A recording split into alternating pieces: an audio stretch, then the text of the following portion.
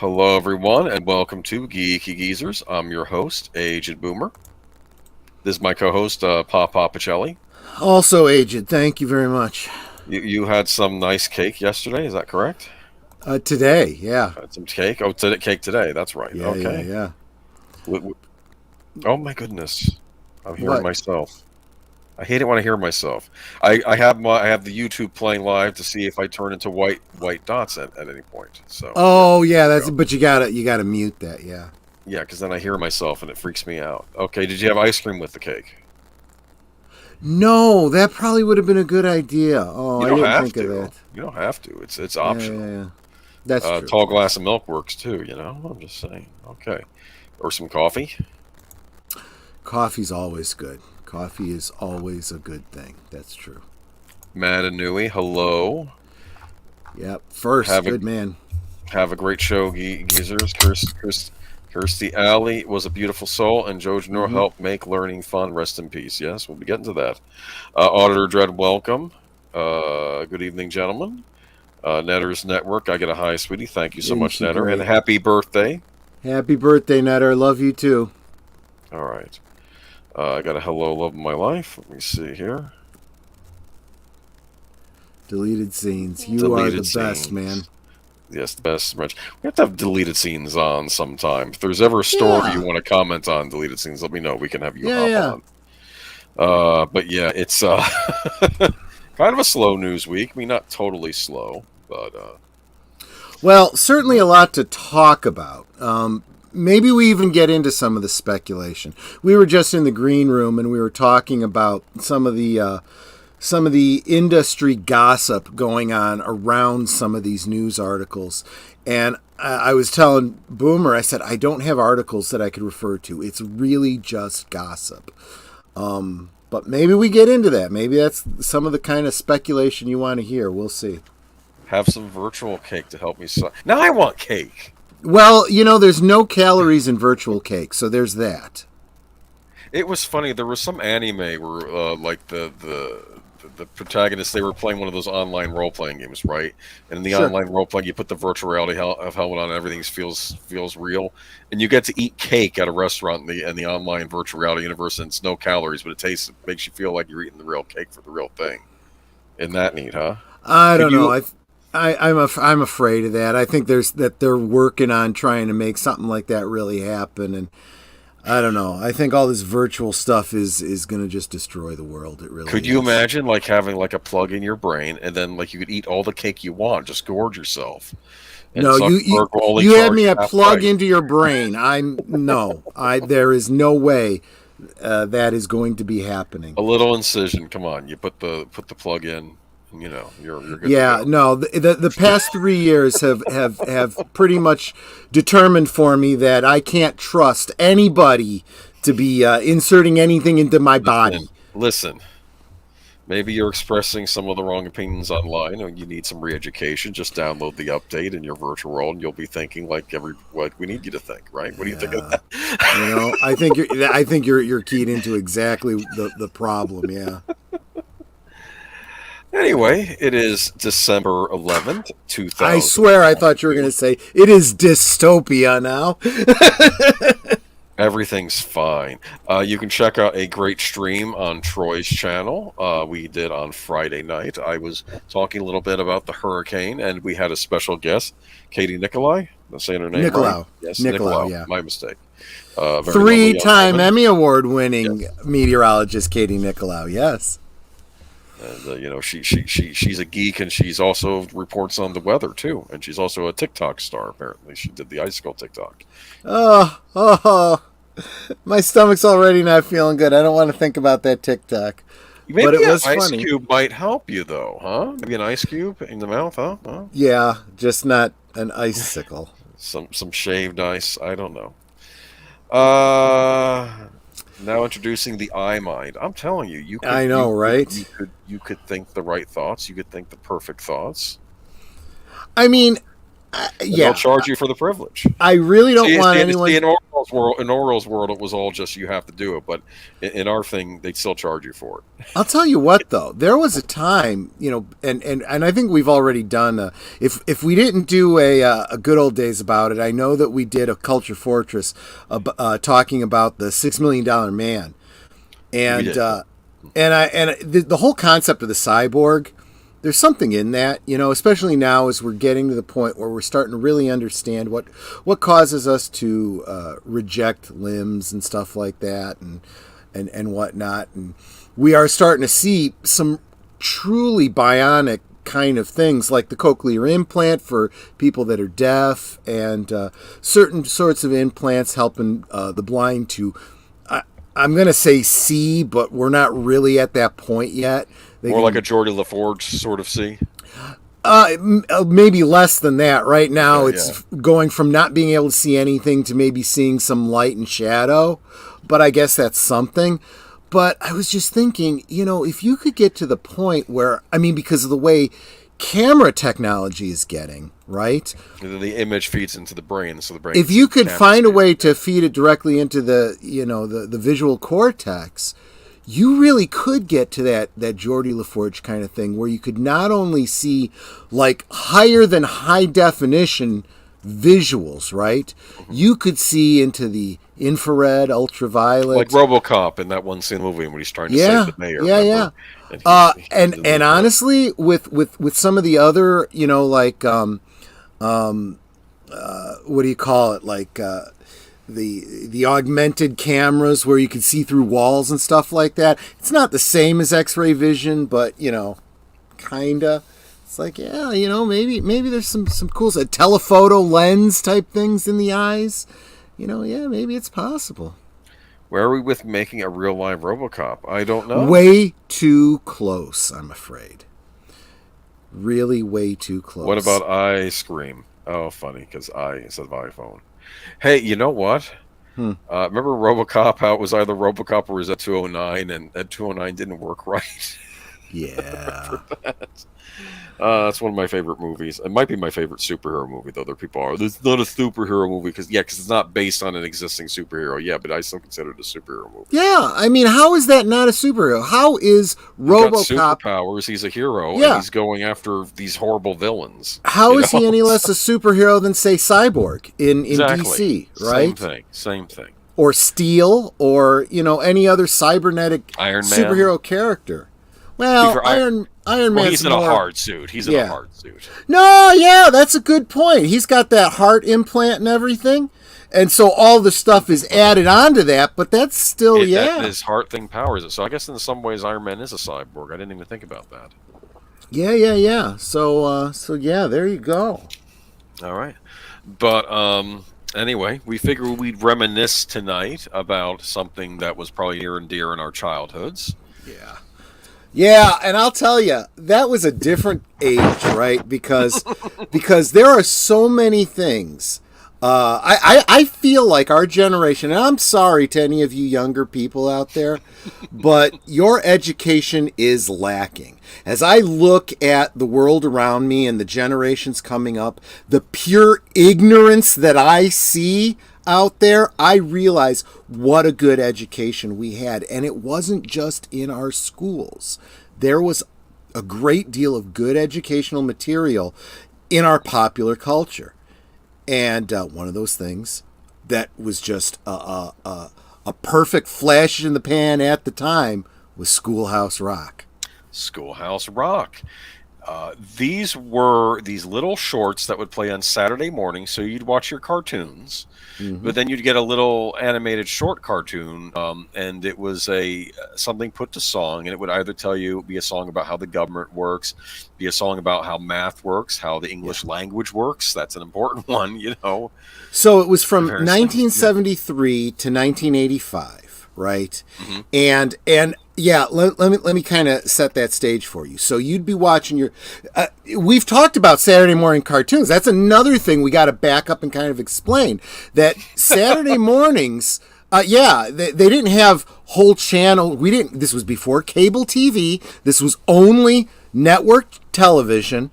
So you didn't have your Cartoon Network and Disney Plus and all the other stuff. You just had your regular network television. You had your syndicated shows when you got home from school, but you also had Saturday morning cartoons. You had your That was the big block. That's what you looked forward to each week, right? Yeah. And you had your individual specific shows, and you also had your I don't know if you call them anthology shows like Bugs Bunny and Roadrunner and that kind of thing. But what you definitely had was very clear cutoffs. You had your commercial breaks, but you had longer commercial breaks at the top of the hour, right? So it kind of, for those of you in the UK, kind of that kind of a thing, because in the UK they don't have commercial breaks. They put all their commercials at the end. Well, we had longer breaks, but we still had commercials in between. Lots of commercials on U.S. television. And there was this mandate in the 70s, and I don't remember. I didn't do my research. I'm way behind here. But back in the 70s, there was this mandate that every network had to have a certain amount of educational content. Yes. So you had a lot of TV shows, a lot of cartoon shows. This is where you have, and people joke about it today. It's almost a meme, where you had like G.I. Joe. At the end they always had, and He-Man did this too. Remember, these were cartoons that were very much commercials in and of themselves to sell toys. So to make them more palatable to the government and the network and so forth, they'd find some element of story that had a moral lesson, and then they'd make it very clear and underscore it at the end. The moral of today's story, kids, is don't do drugs, or I don't know, whatever, something like that. But but the networks also realized that they could use some of that commercial time for little short, cartoons that were all specifically for education, and that's where Schoolhouse Rock comes in. There was other things too, but Schoolhouse Rock in specific, and Schoolhouse Rock was the umbrella over it, but they had the subset was multiplication rock, grammar rock, America rock, science rock, computer rock, that was later, money rock, and earth rock. Yeah, and those last three came a little bit later, towards the tail end of it, and then there was a little bit of a reboot and resurgence in the 90s. And then it was bought by Disney, and it was pretty much killed. It's interesting because both you and I, you were a child of the 70s, I was a child of the 80s, but you and I are both the same age range where we were catching these on Saturday morning. I remember one short that I remember was all about drinking water, about how you should drink water as a kid. It's a perfect low-calorie drink that's enjoyed all over the world. And, there was a song about drinking water, but, you should drink more water, right? I mean, that's a good thing to tell kids. Oh, yeah, absolutely. And, well, that actually reminds me of one of the other sister things to Schoolhouse Rock. I don't know if it was another network or what it was, but there was this series of cartoons. It was Time for Timer, and they would talk about things like eating healthy foods and not eating bad foods, and nutrition and stuff like that. And Timer was this weird cartoon character who would say, instead of eating this, why don't you have a little bit of cheese and crackers? It's better than something sweet, and the song that he sang about it was "Hanker for a Hunk of Cheese," and it was done in a very southwestern style. Yeah. I mean, remember that one. Yeah, it was good nutrition information for what they knew at the time. If they knew now what they knew then, it'd be like, well, maybe cheese isn't the best. Maybe the water one was part of that one too. Maybe I'm confusing that with the Schoolhouse Rock. Could be. But I'll tell you, there was a lot of things that I learned from Schoolhouse Rock that were so useful when I went to school and started learning specifically about these things. So yeah, there was the best one probably was multiplication rock, right? Because there's different theories on how you should learn multiplication, whether you memorize tables or you learn the relationship between numbers or count it out on your fingers, whatever you did. And interestingly, Schoolhouse Rock seemed to recognize that. And there was actually one that talked about counting it out on your fingers and toes, and there's another one. And as far as memorizing, I was watching one of those before the stream. Is all about the kids are all wanting the high, and he has to count, and then he's explaining how you do times tables. Right. And so setting times tables to song is a great way to memorize them, right? So we've got the counting on your fingers and toes, we got the memorization, and then they had certain ones that were just dedicated to numbers and how they interact. So how the number 2 would double things, and things about 8 and the figure 8 and da-da-da-da and this and that. So they really did try to attack all the different ways people thought about numbers. Because if one didn't work for you, the other did. Can you imagine that? Thinking about not one size fits all. I mean, I know that's a novel idea these days, but this was how they were thinking back then, and it really took off. The America Rock, you learn a little bit about history and civics that I'll tell you, the kids these days really, really need to learn. I would say everyone from our generation can recite the preamble to the Constitution, but they can't do it without singing. We the people, in order to form a more perfect union, establish justice, ensure domestic tranquility, provide for the common defense, promote the general welfare, and secure the blessings of liberty to ourselves and our posterity, do ordain and establish this Constitution for the United States of America. There you go. Very good. The preamble to the Constitution. I can never, ever forget that. I will forget my own name and birthday before I forget the preamble to the Constitution. Remember this one? I'm just a bill on Capitol Hill. I'm just a bill. Yes, I'm only a bill. And I'm sitting here on Capitol Hill. And now I'm off to the White House for the president to sign with a lot of other bills. And you learn all sorts of things in that. Like you learned that, well, okay, so the what is it? The Senate agrees that yes, but the president can still veto. Exactly, the whole concept of the veto, and he wants to become a law. That's his goal. He wants to become a law. And yes, it's the legislature. And there was even one about the government is a 3-ring circus, explaining how the judiciary and the legislature and the executive branch are They have a separation of power. They're supposed to, right? I think there's some people in government today that need to go back to their Schoolhouse Rock a little bit. But yeah, I mean, everyone has... There's so many people that have this idea that every 4 years we vote in a new president and he becomes the king of the country and he can do whatever he wants because he's got a phone and a pen. And no, that's not how it works. The laws are created by the legislature. And what they create is not laws, they create bills. And those bills get sent to the president, and they don't become laws until he signs them and sends them back. And he hopes and prays that he will, but today he is still just a bill. Conjunction. Then grammar, especially today when we look at what's being put out on the interwebs, right? And people are typing and they clearly don't understand how grammar works, right? Conjunction, junction. Conjunction, junction, what's your function? Hooking up words and phrases and clauses. And my favorite one is... hooking up words and phrases and clauses and complex sentences like, in the mornings when I'm usually wide awake, I like to stroll down by the lake where I often see a duck and a drake. And I wonder as I walk by what they would say if they could speak. A whole bunch of conjunctions in there. I like the one about the adjectives. Remember the little girl? She goes on vacation.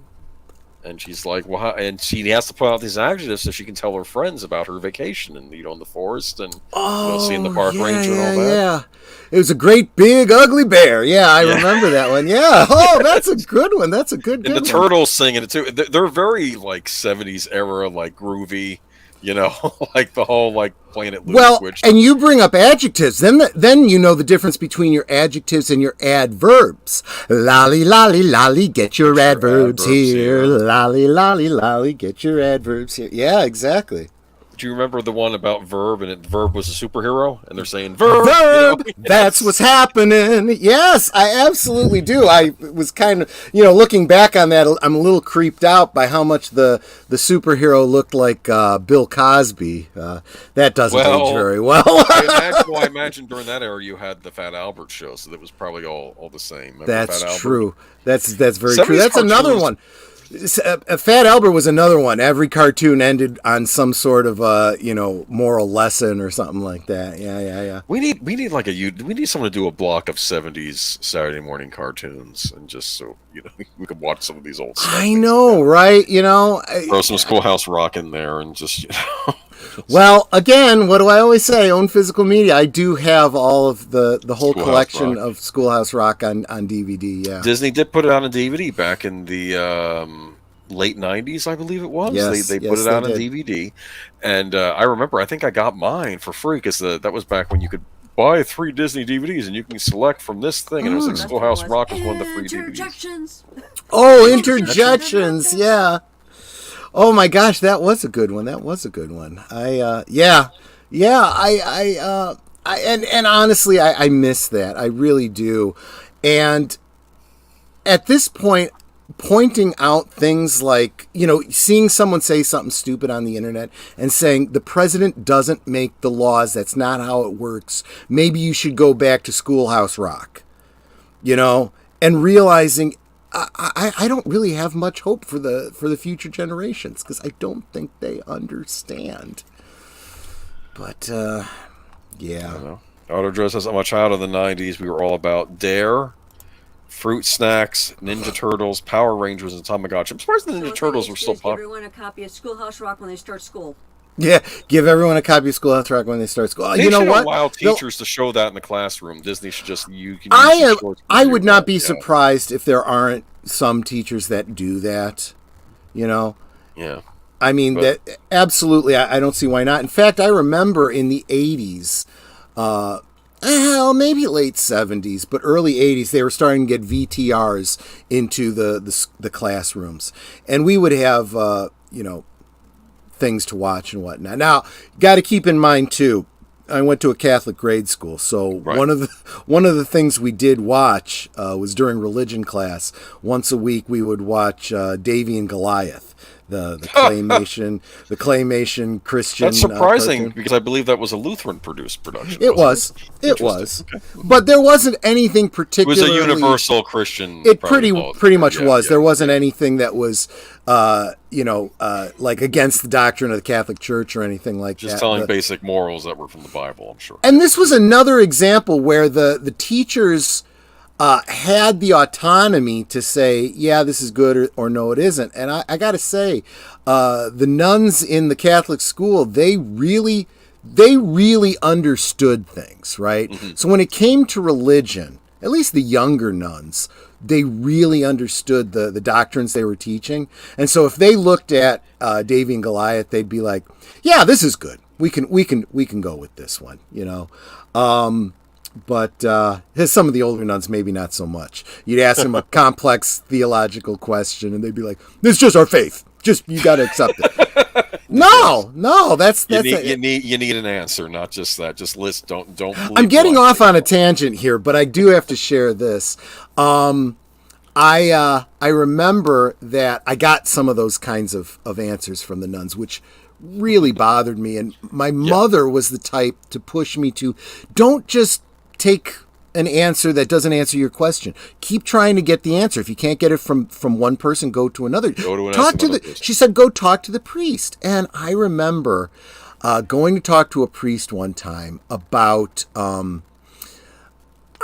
you just have these questions. I pointed up at the cross in the front of the church. Remember, Catholic Church. Not all churches have, the big crucifix and everything. Catholics always do. Right. And I said, it says INRI above, Jesus up there. What does that mean? It's not a word. It's got to be, an acronym of some kind. He goes, yeah. He goes, that's very true. It is an acronym. He says, but you got to understand it's not an English acronym. He said it's a Latin acronym. Right. And the other thing you got to understand about Latin is Latin had some confusion with what was an I and what was a J. So, what it actually means, or what the words are that those letters represent, is Jesus of Nazareth, King of the Jews. Right.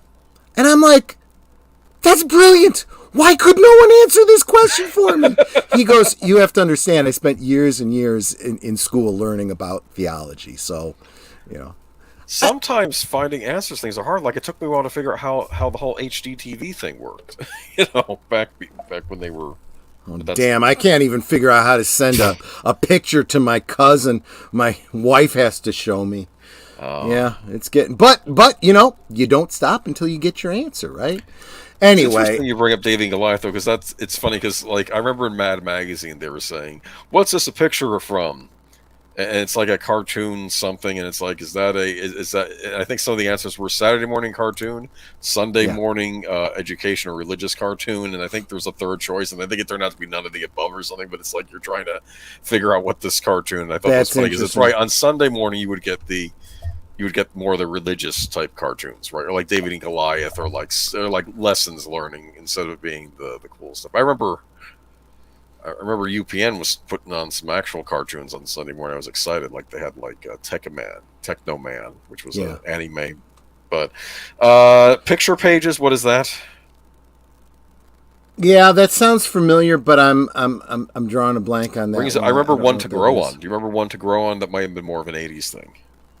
Yeah, and that was more like for the preteens, right? It was about little moral lessons. I remember one of them was about this. These two kids, and like the one kid's hanging out with the other juvenile delinquent, and he's like, "Hey, I dare you to rip that antenna off that car," because back in those days you could snap an antenna off, right? Those of you who had the old cars, and so he decides to do it. And then later on, he's meeting up with his grandfather, and he says, "Hey, you want to listen to this music?" "Sure, Grandpa." "Oh, darn it! Someone snapped off my antenna." And of course, it was the antenna the kid earlier broke off. It's like saying, "Don't be a jerk." Yeah. Don't, because plus it might end up hitting you anyway. So yeah, exactly. But and I'll tell you, those were the kinds of the educational stuff, the moral lessons and whatnot. They were pretty universal, right? You could look at them and go, "Yeah, this is good for everybody. It doesn't matter what you believe, what religion you are, It's either just we're teaching you the facts, or we're teaching you how to get along in society," right? There wasn't any, impetus behind it besides that. There wasn't some indoctrination that was happening. It was just pure education. Now you have to look at any of that kind of stuff a little askance and go, what are you trying to teach my kid? You got to be careful now, yeah. Yeah. Government being a circus is truer than they ever meant it to be. Well, yes, that's an excellent... I was thinking that as I said it too, man. Anyway, thanks. You want to see a circus, wait for the State of the Union. It's going to be a disaster. That's more than... Well, it is a clown world, let me tell you. DARE was drug abuse resistance education. We had something like that in the 80s. It was called Just Say No. So I'm assuming... And there was, Mothers Against Drunk Driving and stuff like that. MAD. And there's, could you consider that to be a kind of indoctrination or whatever? Yeah, I suppose you could, but let's face it, it's, I don't think anyone's going to say, no, drugs are a good thing, well, no, nowadays maybe some do, but, UPN had that Stargate cartoon, the Marvel Hour, Iron Man, Hulk, and right, there was an Iron Man cartoon. Were they on Sunday morning or were they Saturday morning? Because I'm trying to remember. Mummies Alive, Starship Troopers, The Roughneck Chronicles. I didn't realize Starship Troopers aired on UPN first. I got very angry with that show because apparently that show did 4-part stories, and like they were going to wrap it up with a final 4-part story, and they said, "Oh no, do some clip episodes for the final 4 parts. That way we made our order run." It's like, but we had the finale of the series written out. Let us animate it. I said, "Nope." Yeah. Which I'm flabbergasted by, because it was like, because it was taking the premise of the movie but making it more palatable for kids, but it was still, a violent. I mean, it's still about the Earth versus the arachnids. Anyway, I'm going off on a tangent, though. Sadly, Picture Pages was Cosby as well. They wouldn't even let me keep that. Picture Pages. This was what I was talking about when I was talking about. Oh, wait a minute. Was this? This definitely looks familiar. Oh, definitely. It rings a bell. This is the one that definitely had Bill Cosby in it. He actually did the voices for. Oh, he was live action in it too. That's right. I remember this. But and he would draw. Oh, he drew pictures with Mortimer Echabod or whatever it was. They even had, you could buy that you put a crayon into it and it had an electronic sound, just like in his TV show and whatnot. I remember Picture Pages now. Yeah. You can check out Schoolhouse Rock on the internet. I think Disney actually does have a YouTube channel set up for, which is good. I'll give credit where credit's due. Yeah. And you can check out things like Intergalactic Janet. Remember?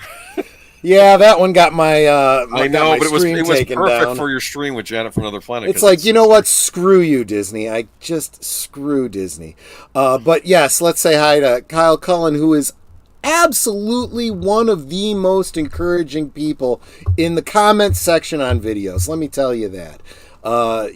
People are always saying, hey, leave a comment. It helps the algorithm, blah, blah, blah. Well, Kyle is definitely the guy doing that. He is super, super encouraging. Yeah, Sunday Starship Troopers was a great incorporated stuff from the book, but I was bummed we never got the ending. I was annoyed by that too, because on the show there was another alien race that the humans actually end up teaming up with at some point, the Skinnies, which I think were like the first war the humans had a war with, were an alien race called the Skinnies that they nicknamed the Skinnies, and I think they end up having to team up with them against the arachnids as the show goes on. So I guess the former enemy has to become an ally, Well, enemy of my enemy, that kind of thing.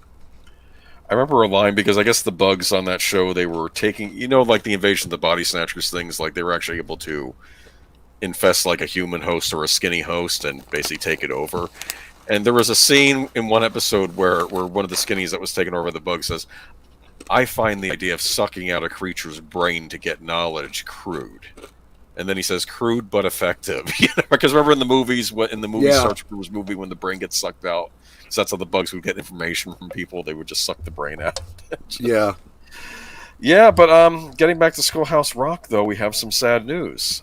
Yes, we do. Oh, you know what? I forgot. I'm the link dropper for this kind of. No, I got it. Well, if you want to do it, all right. I got it right here in front of me. Let me just get it out there. But here we go. George Newell. George Newell, he has passed away, and he was the co-creator of Schoolhouse Rock. Yep. And it's kind of sad, we're losing all of these great minds, and it's, what are they being replaced with? Let's not be negative. Absolutely nothing. But it's, if nothing else, this gives us an opportunity to look at why Schoolhouse Rock came into existence, and it's actually a pretty good story. Yeah. George Newell, who was an advertising agency creative director in the early 1970s when he helped create what would become one of TV's most beloved and educational children's titles with Schoolhouse Rock, died November 30th at a hospital near his home in Hastings-on-Hudson, New York. He was 88. His death was announced in the New York Times by his wife, Lisa Maxwell, who said the cause was cardiopulmonary arrest. The series of interstitial animated shorts that ran on Saturday mornings from 1973 to 84, later revived in the 90s, got their start in the early 1970s when ad exec David McCall of the McCaffrey and McCall asked Newell, the agency's creative director, to set multiplication tables to music to assist McCall's young son. Newell soon assembled a songwriting team that included Ben Tucker and Bob Duro, and their output quickly inspired the agency's art director, Tom Yohei, to add illustrations. The end result was a series of short films that the agency presented to client Michael Eisner. Michael Eisner, ring a bell? Yeah. then director of children's programming at ABC, and Schoolhouse Rock was born. The shorts, presented during the network's Saturday morning cartoon block, would include such inspired titles as Conjunction Junction, I'm Just a Bill, and Three is a Magic Number, and win 4 Emmy Awards. With its whimsical approach to educational content, Schoolhouse Rock became a generational touchstone of the 1970s and 80s, teaching young viewers about grammar, science, math, civics, history, and economics. It also generated a number of spin-offs, including Grammar Rock, America Rock, and Science Rock. Newell and Yohe co-wrote Schoolhouse Rock, the official guide, in 1996, the same year Eisner's Walt Disney Company acquired the franchise. Rhino Records also released a soundtrack album that year, which was selected by the Library of Congress for preservation in the National Recording Registry in 2018. McCall died in 1999, Yohe in 2000, Tucker in 2013, and Duro in 2018. Newell was survived by his wife, a stepson, and 3 sisters. Yeah. Huh. So there you go. I mean, it's what history. a great idea, though, right? This whole my son's having a hard time learning math multiplication. Can we set it to music? And it's funny because right around that time, I remember teachers talking about how if you can come up with a way to remember something by singing it, it helps your memory. And I think we all knew that, right? You could remember song lyrics so easily. Hey, right? I still use it today. I before E, except after C. Or when sounded as A, as in neighbor and way. Absolutely. Yes, exactly. These are mnemonics. Now that's more of setting it to a poem or a poem beat, but it's the same concept. It's the same pathways in the brain as lyrics. Yeah. I mean, there's actually whole areas of studies of mnemonics and how clever ways to remember things. And there's some people that mastered that skill. It's a skill you can learn, and they can absolutely remember all kinds of incredible things so very well. But I don't think there's any that are more infectious than music. It's such an easy way to learn. I imagine that the early Greek epic poems, like the Iliad and the Odyssey, they were probably in that sort of rhyming language, maybe to remember. I don't know. Well, that's the key to remember. When we read some of these classics like Gilgamesh and the Odyssey and the Iliad and so forth, they weren't written in English. English didn't even exist back then. Yes. So if you spoke those languages, yes, those things. And in fact, it's interesting because there is a whole school of understanding of, in quotes, dead languages, right? How do you pronounce, for example, how do you pronounce Aramaic? Well, we actually have a pretty good idea of how Aramaic was pronounced because of a number of things. It's a little bit of deductive reasoning, right? You go, well, we've got this series of phrases. We don't know how this word is pronounced, but it must be pronounced in rhyme with this because of the way it's set up in the verse, for example. Or we know how it's related to another language that is still spoken today. Therefore, we can fill in a lot of the assumptions about how things are pronounced. Same thing is done with Old Latin. When we read old Roman writing and stuff like that, especially. So yeah, very, very interesting stuff. But memory. There's and in fact, this is why and this is maybe getting a little bit off topic, but the idea that magic and incantation is done in rhymes and poems and song. Because there was a realization that those forms of communication had a kind of magic to them, right? The way music makes you feel affects you, and not just in being able to remember things and sharpen the mind, right? But just your emotion and how you feel and, I mean, you could take it to the extreme and say it can help you to heal because if you can relax and focus and, it can help you convalesce and so forth. So anyway, getting a little bit off topic there, but wisdom should not be forgotten. The past should not be forgotten is what I'm basically getting to, which is pretty much kind of what our show is all about here. What's bizarre is we're living in the information age, but if you feel like people are forgetting things more than these, I mean, it's because in the old days you had to work for information. Remember that? True. You And have to and look there it was up in the there was encyclopedia. value to it. Whereas now you don't have to learn it. You know, you're always going to have the Wikipedia right at your fingertips or whatever. It's funny. There's a wonderful. You can even find the clip video online from the new show Tulsa King, and it has Stallone's character Dwight, and he's in the back of the car, and he's telling the cabbie, like, why do they call this the Shawnee State? I don't know. You've lived here. How long have you lived here? Oh, my life or whatever. He says, you've never been curious? No. They should invent a device where you can just, ask it a question and it'll give you the answer. And he's like, are you tripping? I got the iPhone here, It's like, Yeah, exactly. but I can't look it up now because I'm driving. He's like, okay, whatever, never mind. It's a funny scene.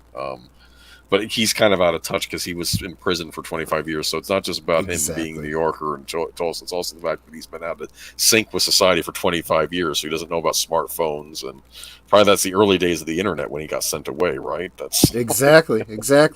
And that's very interesting because there's a lot of people that come out of prison after a long period of time and have exactly that kind of experience. So you laugh and you joke about Captain America and Wonder Woman being that the fish out of water, and it's like, no, that's something that really happens to people. Yeah. Yeah, it does, and I don't know. It's just so value your education, people, and don't ever assume that your education is someone else's responsibility. It is yours. Yeah. Go after the answers. Do your own research and investigation. And that's not just an attack that people do on the internet. Do your own research. You should be doing your own research. That is a friendly bit of information for a successful life. And watch National Geographic once in a while. Remember National Geographic? That'll be we might have to do a whole other good old days about that. Yeah, maybe. All right, but now I'm reminded of the beginning of Twilight Zone, the movie, when they're doing theme songs and they're like, "Look at that big ape! This must be where he lives." Boom, boom. That was a wonderful intro to Twilight Zone, the movie. And finally you get to the Twilight Zone theme, but yeah, and the Hawaii Five-O, they did the theme to that. But actually, speaking of, she wasn't necessarily. Well, actually, no, she was on a famous TV show. That's right. Another celebrity death. Oh yeah. She was on a show where everybody knows your name. Yeah, that's true. But everyone seems to forget her name. I've seen so many tributes to her this week, and they've all been calling her Kirstie Alley. Her name was not Kirstie Alley; it was Kirstie Alley. Kirstie Alley, yes. Oh, that's right. You're posting your tape. Okay. Passed away this week. I guess kind of a shocker to me, actually. Kirstie Alley, 2-time Emmy Award-winning actor who rose to fame with her role as Rebecca Howe. Rebecca, I'm saying this right? Rebecca Howe, yeah. Rebecca Howe in the NBC comedy series Cheers, died Monday of cancer. She was 71. Alley's death was confirmed through her official social media presence, which shared a statement from her children. To all our friends far and wide around the world, we are sad to inform you that our incredible, fierce, and loving mother has passed away after a battle with cancer, only recently discovered. Reads the statement. She was surrounded by her closest family and fought with great strength, leaving us with a certainty of her never-ending joy of living and whatever adventures lie ahead. As iconic as she was on screen, she was an even more amazing mother and grandmother. We are grateful to the incredible team of doctors and nurses at the Moffitt Cancer Center for their care. The statement continues, our mother's zest and passion for life, her children, grandchildren, and her many animals, not to mention her eternal joy of creating, were unparalleled and leave us inspired to live life to the fullest, just as she did. We thank you for your love and prayers and ask that you respect our privacy at this difficult time. Kirstie Louise Alley was born in Wichita, Kansas in 1951 and moved to Los Angeles in 1980, where she was an interior designer. Alley was already involved in the Church of Scientology and sought treatment for a cocaine addiction through its affiliated Narconon program, which she credited with her sobriety. In 1982, she began her film career in Star Trek II: The Wrath of Khan, Absolutely, 1982. which she soon followed with Blind Date and the 1985 miniseries North and South. I remember North and South. Remember that? Yeah. Actually, I think they kind of skip over one. Before she did North and South, she had a TV movie called A Bunny's Tale where she played Gloria Steinem. That was another one that got her a great deal of PR and a lot of people talking about her then. I remember her on North and South. Yep.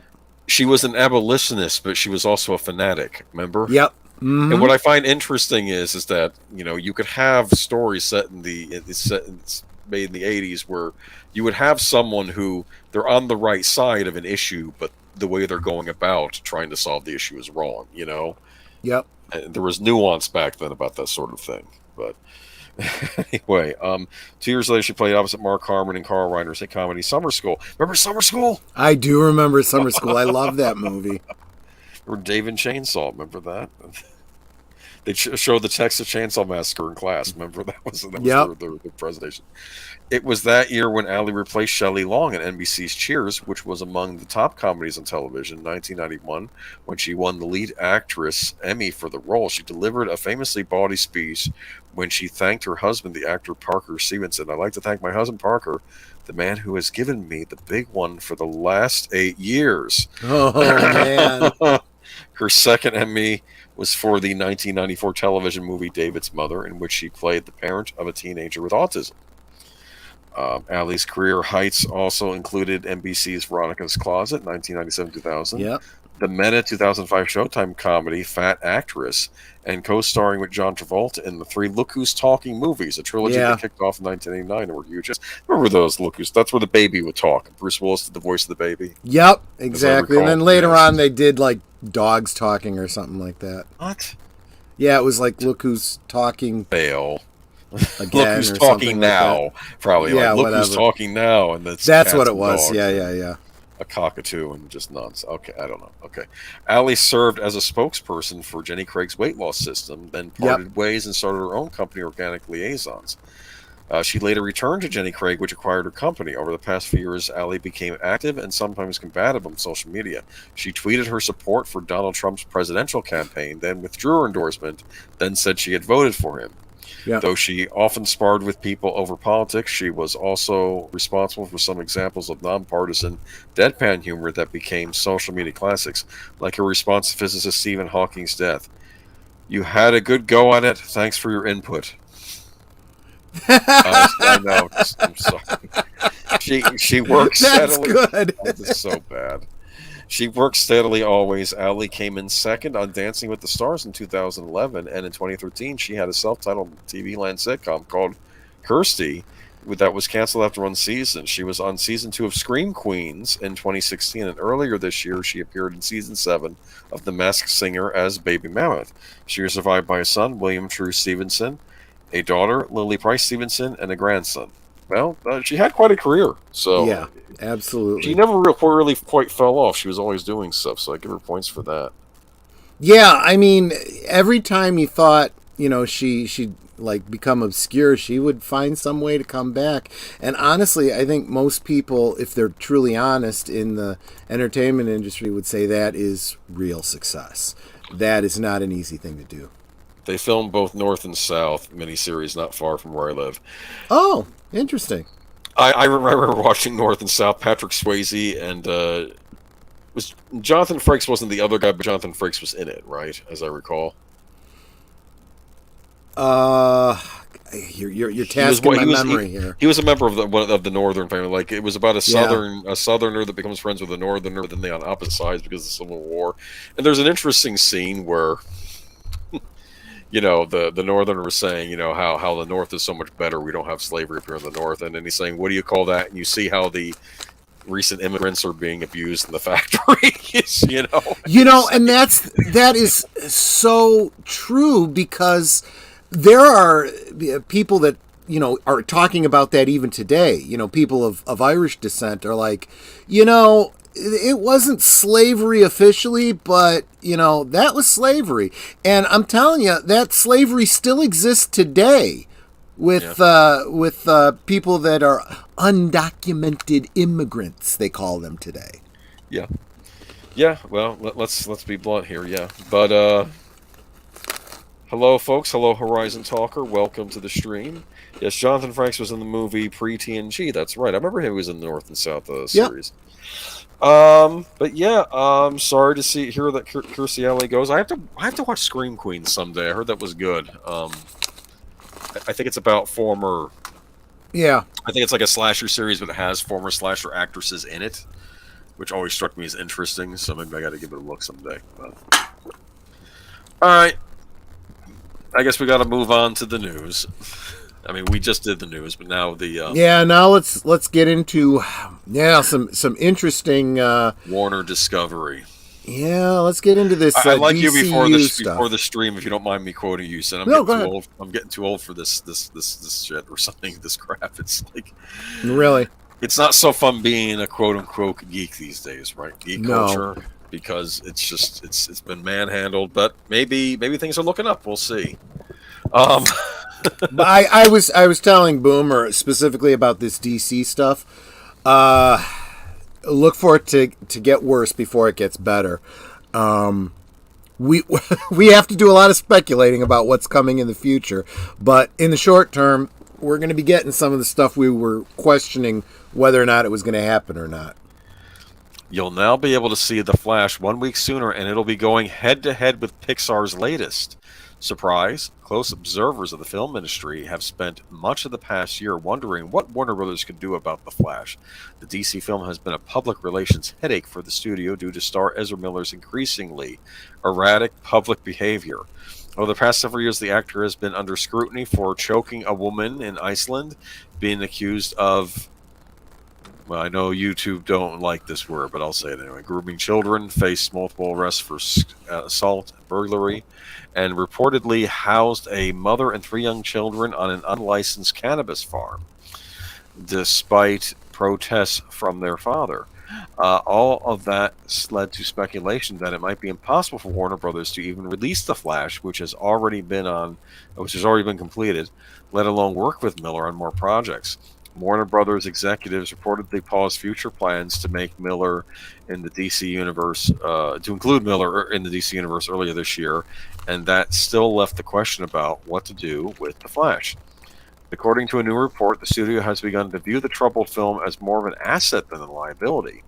Deadline has reported that the response to early test screenings for The Flash have been overwhelmingly positive, with one anonymous source saying that the film is as good as Disney's Spider-Man No Way Home. That was really Sony's Spider-Man No Way Home, but whatever. Yeah. Or that's a joint project, but between the two studios. But anyway, Spider-Man No Way Home. The film reportedly features nostalgic invoking cameos from Michael Keaton and Ben Affleck that have played extremely well with fans. The strong response has caused Warner Brothers to move the film's 2023 release date up by a week. The film was originally scheduled to open in theaters on June 23rd, 2023, but will now open on June 16th. The slot positions the film to compete for a larger portion of Father's Day weekend box office, with Pixar's Elemental and Sony's Jennifer Lawrence comedy No Hard Feelings as the film's only major competition. It is not yet clear whether the positive early response to The Flash will prompt Warner Brothers and new DC Studios CEOs James Gunn and Peter Safran, who were hired after The Flash was already completed, to reconsider working with Miller on future projects. Miller issued an apology for their behavior and pledged to seek treatment for their mental health in August. Better than No Way Home, not buying it. Listen. So let me, just one thing I also want to point out. Again, the article is falling into the they-them bullshit. And pretty much everybody that talks about Ezra Miller that knows the guy says, yeah, no, that's a bunch of crap. In private, he's still he. That whole they-them thing is just his, pushing the rainbow thing. Are you thinking he's doing that to get clout in Hollywood? Abso-friggin-lutely. Because let's face it, he would have been gone a long time ago if he didn't lock onto that. It's all a bunch of crap to cover over the bull stuff that he's been doing. Wow, one whole week we are saved. Laugh out loud. Something. It's interesting how they're putting it up against, I guess, Pixar's I Elemental. Is was that the next I Pixar was movie? just gonna say that is the that's burying the lead right there. Okay, so this is Disney once again. Or excuse me, this Warner. isn't Disney. No, this is Warner Brothers looking at the mouse and going, you know what? If we're gonna get this thing out there, and it, however it does, we got to release it. Let's put it up against a Pixar film that we know is going to tank anyway. They see blood in the water after what Yeah, just happened it's like with Strange World. It's like this is an opportunity that even if it doesn't do well, it'll do better than that. It'll be an alternative. What am I going to go see at the movies? Well, I'm not going to go see a Disney film. Let's check out. Let's see if this is a train wreck or not. I mean, it's got Michael Keaton in it, at least as Batman. I'm kind of curious. That might be what drags people in. Not so much Ezra Miller. Right? Yeah, I don't know. exactly. So no one's buying that it's better than No Way Home. It'd be interesting if like all the Batman show up in it, like Batfleck and Michael Keaton and Val Kilmer and George Clooney. Well, apparently, one of the rumors that I was hearing is yes, this is, and actually, this one actually makes way more sense to me than this whole Spider-Verse bullcrap. Because if you think about it, the whole concept of the multiverse in comics started back in the Golden Age. Well, the gold, silver, cross, passing the torch era of comics with the Flash. The whole concept of, a different Flash in a different universe and a different Superman and all this kind of stuff, that all started with a very classic Flash comic book. So the Flash has always been at the center of the multiverse in DC Comics lore. So it's absolutely appropriate that they do that kind of a story here. And if we're going to deal with multiverses, if Warner Brothers is going to move forward with a cinematic universe, and it, for all intents and purposes, look like there's going to be some sort of a reboot happening, you started out with your multiverse establishing Flash story. So, yeah, on that regard, from a comic book's, purist standpoint, kind of makes sense. I'm not hating that idea of it. Big difference between Spider-Man No Way Home and Flashpoint. The main lead didn't choke a woman and yada, yada, yada. Listen to me, Auditor Dredd. Don't you believe in forgiveness? He said he was sorry. The truth is somewhere in between. He said, I'm sorry. Yeah. The truth is somewhere in between those two, okay? It was Ezra Miller who did that. It wasn't the Flash, okay? If we were to not see movies because of the stupidity of the actors, you can't go see Captain America, right? Because I'll be blunt though, like Seth Rogen's making this Mario Brothers cartoon, like everything else, but it's like Seth Rogen, and he's grated on me, and it's pity because I used to like the guy back in the day, and he's worn out his welcome. I was just on Pops on Pop Culture last week talking about A Few Good Men.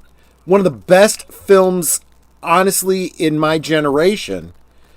And it was directed by Rob Reiner. The meathead. The dumbass who can't keep his mouth shut on social media. Who clearly doesn't understand what's happening in the world. No. And if I were to not see movies because of him, I wouldn't be seeing some of the best movies in the world. So... and I think this is really what Warner Brothers is getting to, because they've struggled with this whole Ezra Miller thing, and they're going, you know what, just put the damn movie out and we'll recast him in the next one. I think that's really what's happening. Same thing, we'll get to another news article, but the same thing with Amber Heard. It's like, she's a millstone around her neck, just release the movie, get it out there, it tanks or it doesn't, whatever. If we're going to use the character again, we'll recast the bitch. And actually, I guess I could say recast the bitch for both of them. I can think of so many actresses I'd rather see as Captain Marvel, like Katie Sackhoff, you think? Katie Sackhoff? Well, yeah, that's jumping over to Marvel. But yeah, she would be a great Captain Marvel. I think the fans on the Aquaman front are saying Good Mirror would be, what's her name? One that played Daenerys on Game of Thrones. Yeah, the one that played Daenerys, right? Whatever her name is. Forgot her name. Emilia Clarke. Emilia Clarke, nice looking lady. Okay. Yeah, she's not a good choice for Linda Hamilton's role, but yeah, I think she could replace Amber Heard. That was just that movie. That that was just a disaster. That Terminator Genesis. I'm trying to think which was worse, that or Dark Fate. They're both pretty awful. I mean, they both mess with John. Honestly, I don't want to get off on another tangent here, but of all the casting in that film, hers was probably on the better side. The recasting of Reese and John Connor and whatnot was just absolutely freaking terrible. I think they could have gotten away with Emilia Clarke if they had just done the Hollywood tricks that they always do to make an actress look taller. That's all they had to do. Yeah. But oh man, it's funny though how two Game of Thrones alums have played Sarah Connor though. Let me tell you something else about Cersei. Played her on the series. Remember, she was good as Sarah Connor. I thought. Yeah, that's right. She did, didn't she? Mm-hmm. I'd actually forgotten about that. Katie Sackhoff would have been the better Captain Marvel. Not only that, I would say if Katie Sackhoff played Captain Marvel and they decided to go down the route they seem to be going with her, making her, I'm trying to think of a nice way. Let's just say if they decided to make her a lesbian, I could see Katie Sackhoff pulling that role off in a classy, believable way. Because she's, an actress. Yeah. Well, actors are supposed to act, right? Well, but in this day and age, if you're not gay, you can't play a gay character. So you watch. I expect to hear in the next 5 years the cheese girl come out and say that she's it's ironic, she swings both ways. Because Harry Hamlin got his career destroyed because he played a gay character on the screen, but he wasn't gay himself. Right. And that was considered a big, brave thing, but, and now that means nothing because I don't want to think about it. Just ridiculous. This is... Wonder Woman 1984 sequel. Should we just move on? Are we excited for Flashpoint? I'm at the point where I don't care anymore, and if it really does move us towards a pivot point, then maybe it'll be worth it. Maybe it's not such a bad thing. We'll have to see. I could see Emily Blunt as Carol Danvers. So I could see Emily Blunt in most roles because she's just that good of an actress, but. I like Emilia Clarke, but she hasn't been in anything good yet. I mean, unless you count Game of Thrones, which I know some people soured on. And look, I'm gonna say this too. We tend to run interference for stars for they were in bad films. They were a good casting, but they were in bad films. It's kind of up to you and your business manager to decide. Before you do a role, whether it's going to be good, make your choice. They made their choice, so they acquiesced to that crap. Monica Potter, she was an actress, and I remember Ebert and Roper, they were complaining about her and saying she keeps starring in dog movie after dog movie. Her career's going to get destroyed. This is why I tend not to attack actors if they're in something I don't like. Because if you're in enough dog movies or TV shows, your career's just going to get destroyed. Period. Yeah, because you'll just be associated with that. That's why, with Cavill, I hadn't seen The Witcher, so I can't speak to that. I know Man of Steel and the others have not been. I mean, on the other side, though, you hear about... He was good in Mission Impossible, though. He was good in the Mission Impossible. You hear about actors that have passed on roles, and they say, that's the role that I wish I hadn't passed on. But you know what? You passed on the role before that role was big, right? You had no way, you didn't have a crystal ball to know that role was going to be, or the movie was going to be so good and so big or whatever. You read it, you're like, I don't see it, and you weren't willing to take the chance on it. Who can blame you, right? Yeah. Err on the side of caution. Yeah. Err on the side of caution. Okay, moving on. Wonder Woman. Yep. I did drop it, but Oh, you did? Well, I wasn't it's a little paying bit up. attention, obviously. It's a little bit up, but Okay, I'm going to click on it. Wonder Woman 1984 sequel on ice. Potential Man of Steel 2 in jeopardy as Warner considers major DC reboot.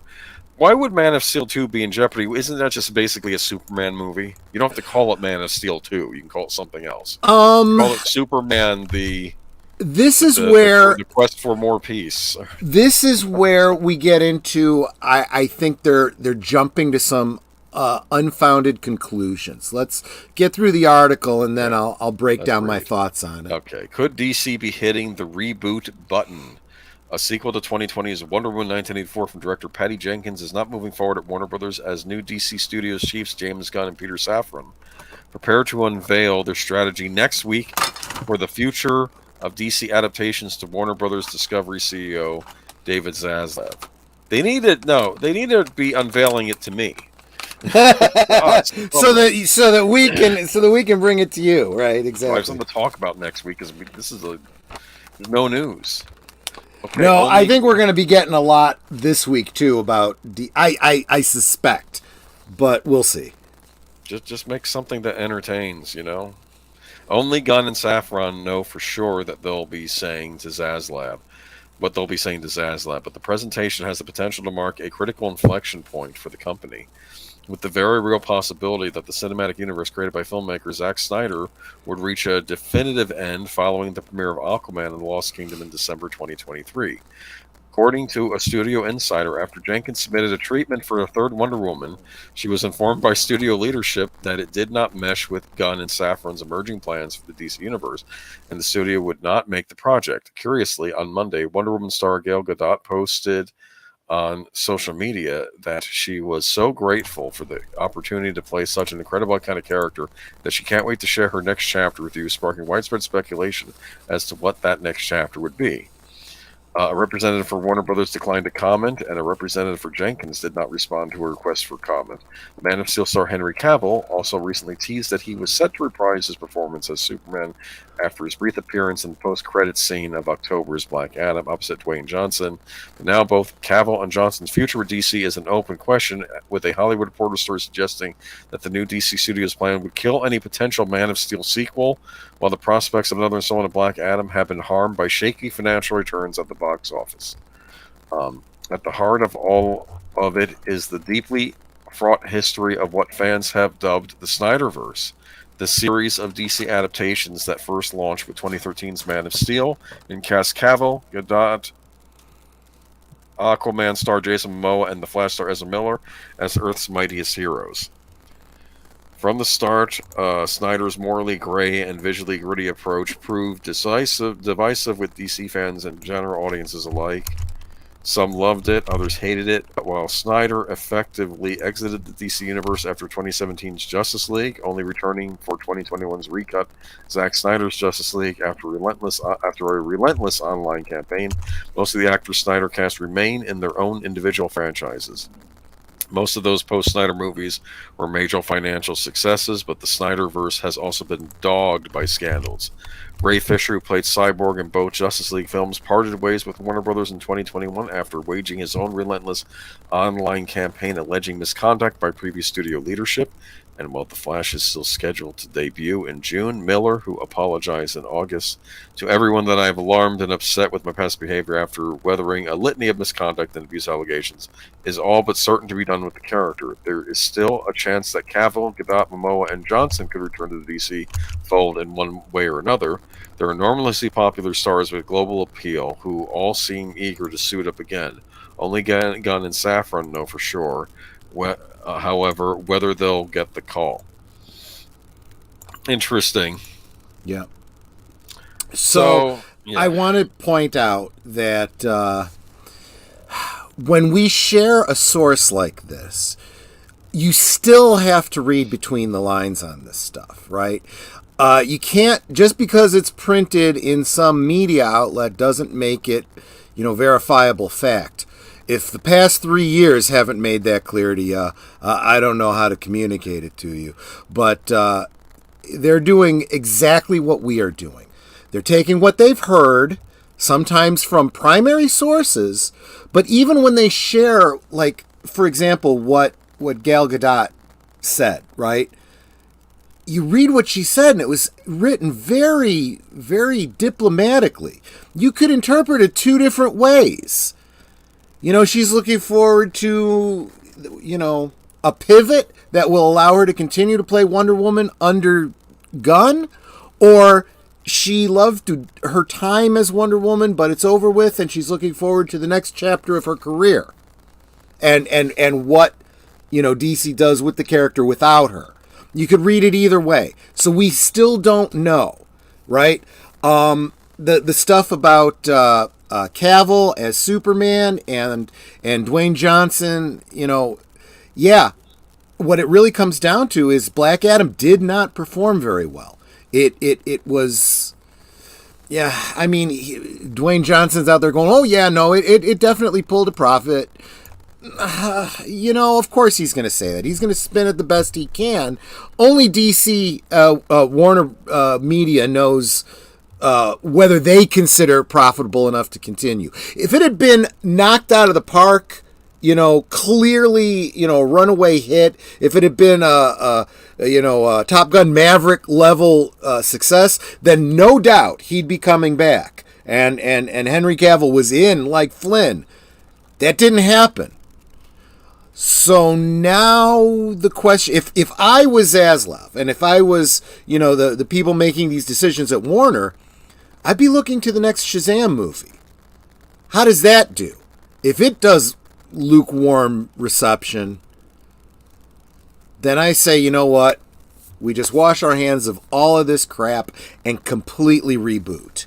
If it does real well, you go, maybe we reboot and keep some of these actors and, kind of do a Flashpoint, kind of rejigger some things and change it around, but, Here's the issue they have going forward. They have DC movies in the pipeline. They announced they're doing a reboot and starting over from scratch right now.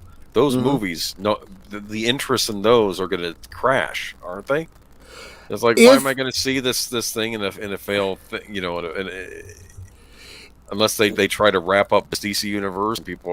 Are people sick of the Snyderverse? Or whatever we're calling this now, since Snyder has not really been involved since Justice League. Well, there's definitely the Snyder Bros out there that are going to keep it alive, right? That are continuing to push for it, release the Snyder Cut, all that kind of crap. But I think that your general audience is going, not looking at it as an overall thing. They're going, yeah, I like that last Shazam movie. I'll see a sequel. They're not looking at what's coming. They're not looking at, Justice League. They're not looking at any of that kind of stuff. I think that Shazam kind of was enough on its own that it doesn't live or die based on these other films.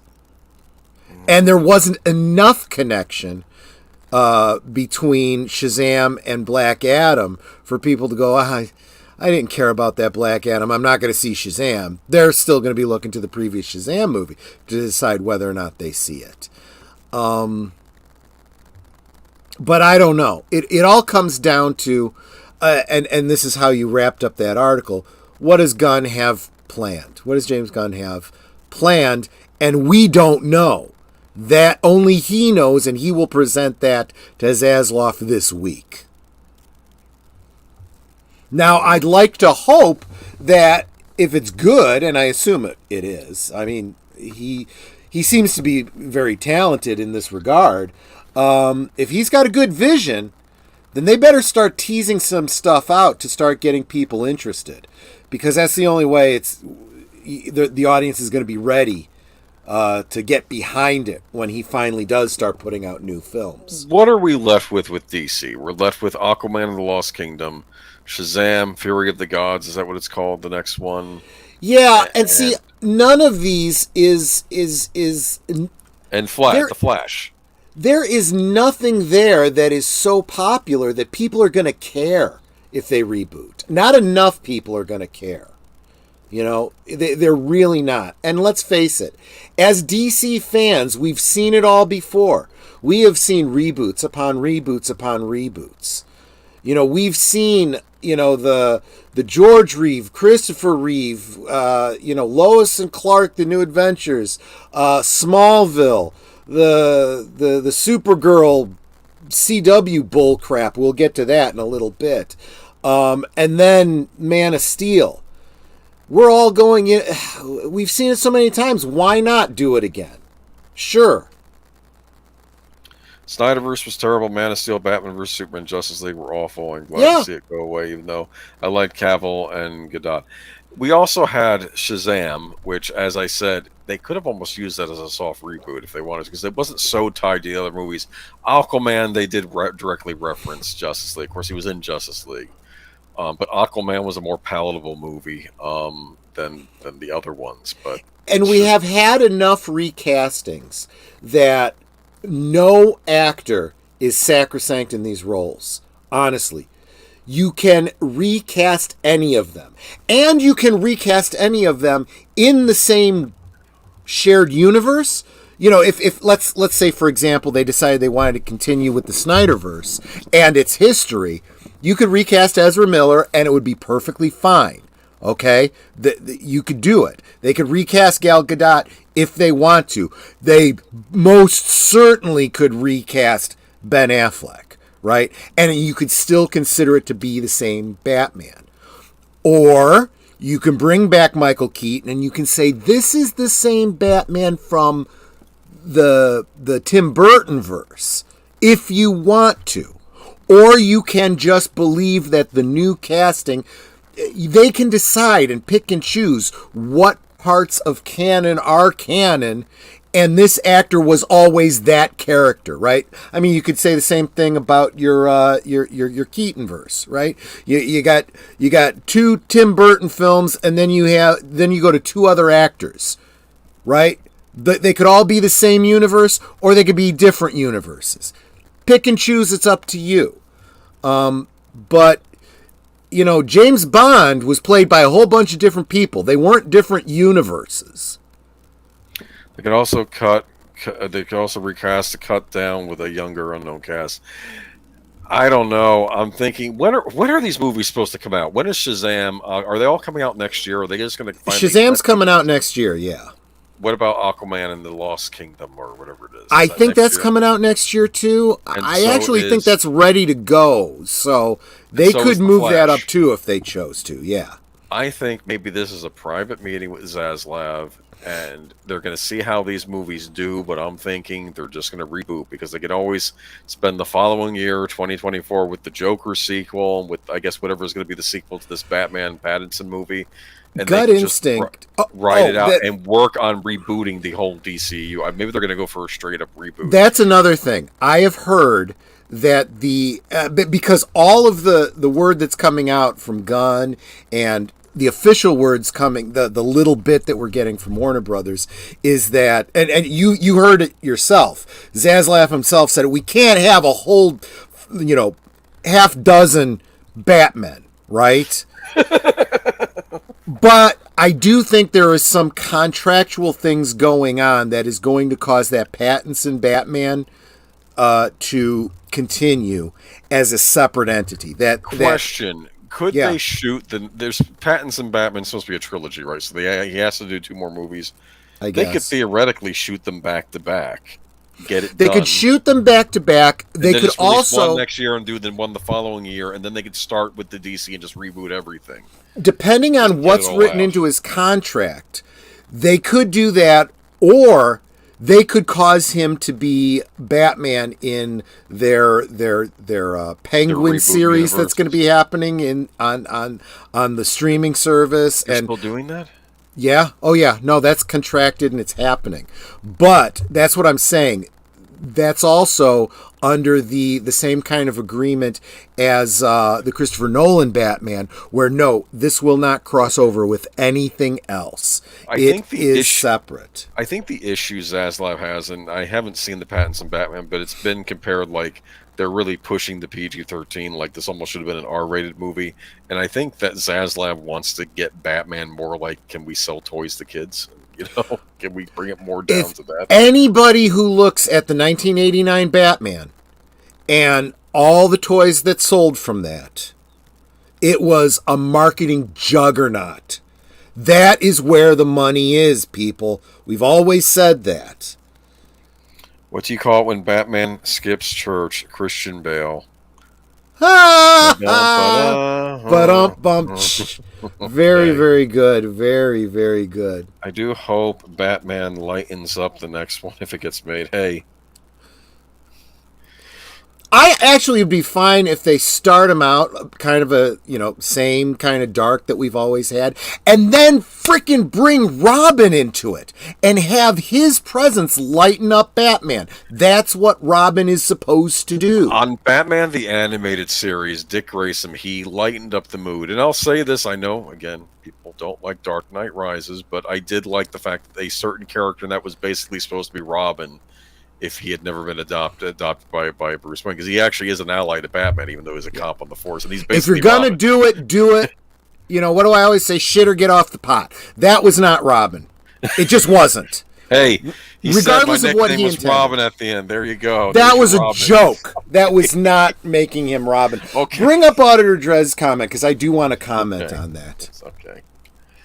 If DC does reboot and doesn't reuse the original cast from Snyderverse, that would make Grace Randolph right. Grace Randolph puts out so much crap that eventually she's going to be right just by pure friggin' luck. Okay? Even a broken watch is right twice a day.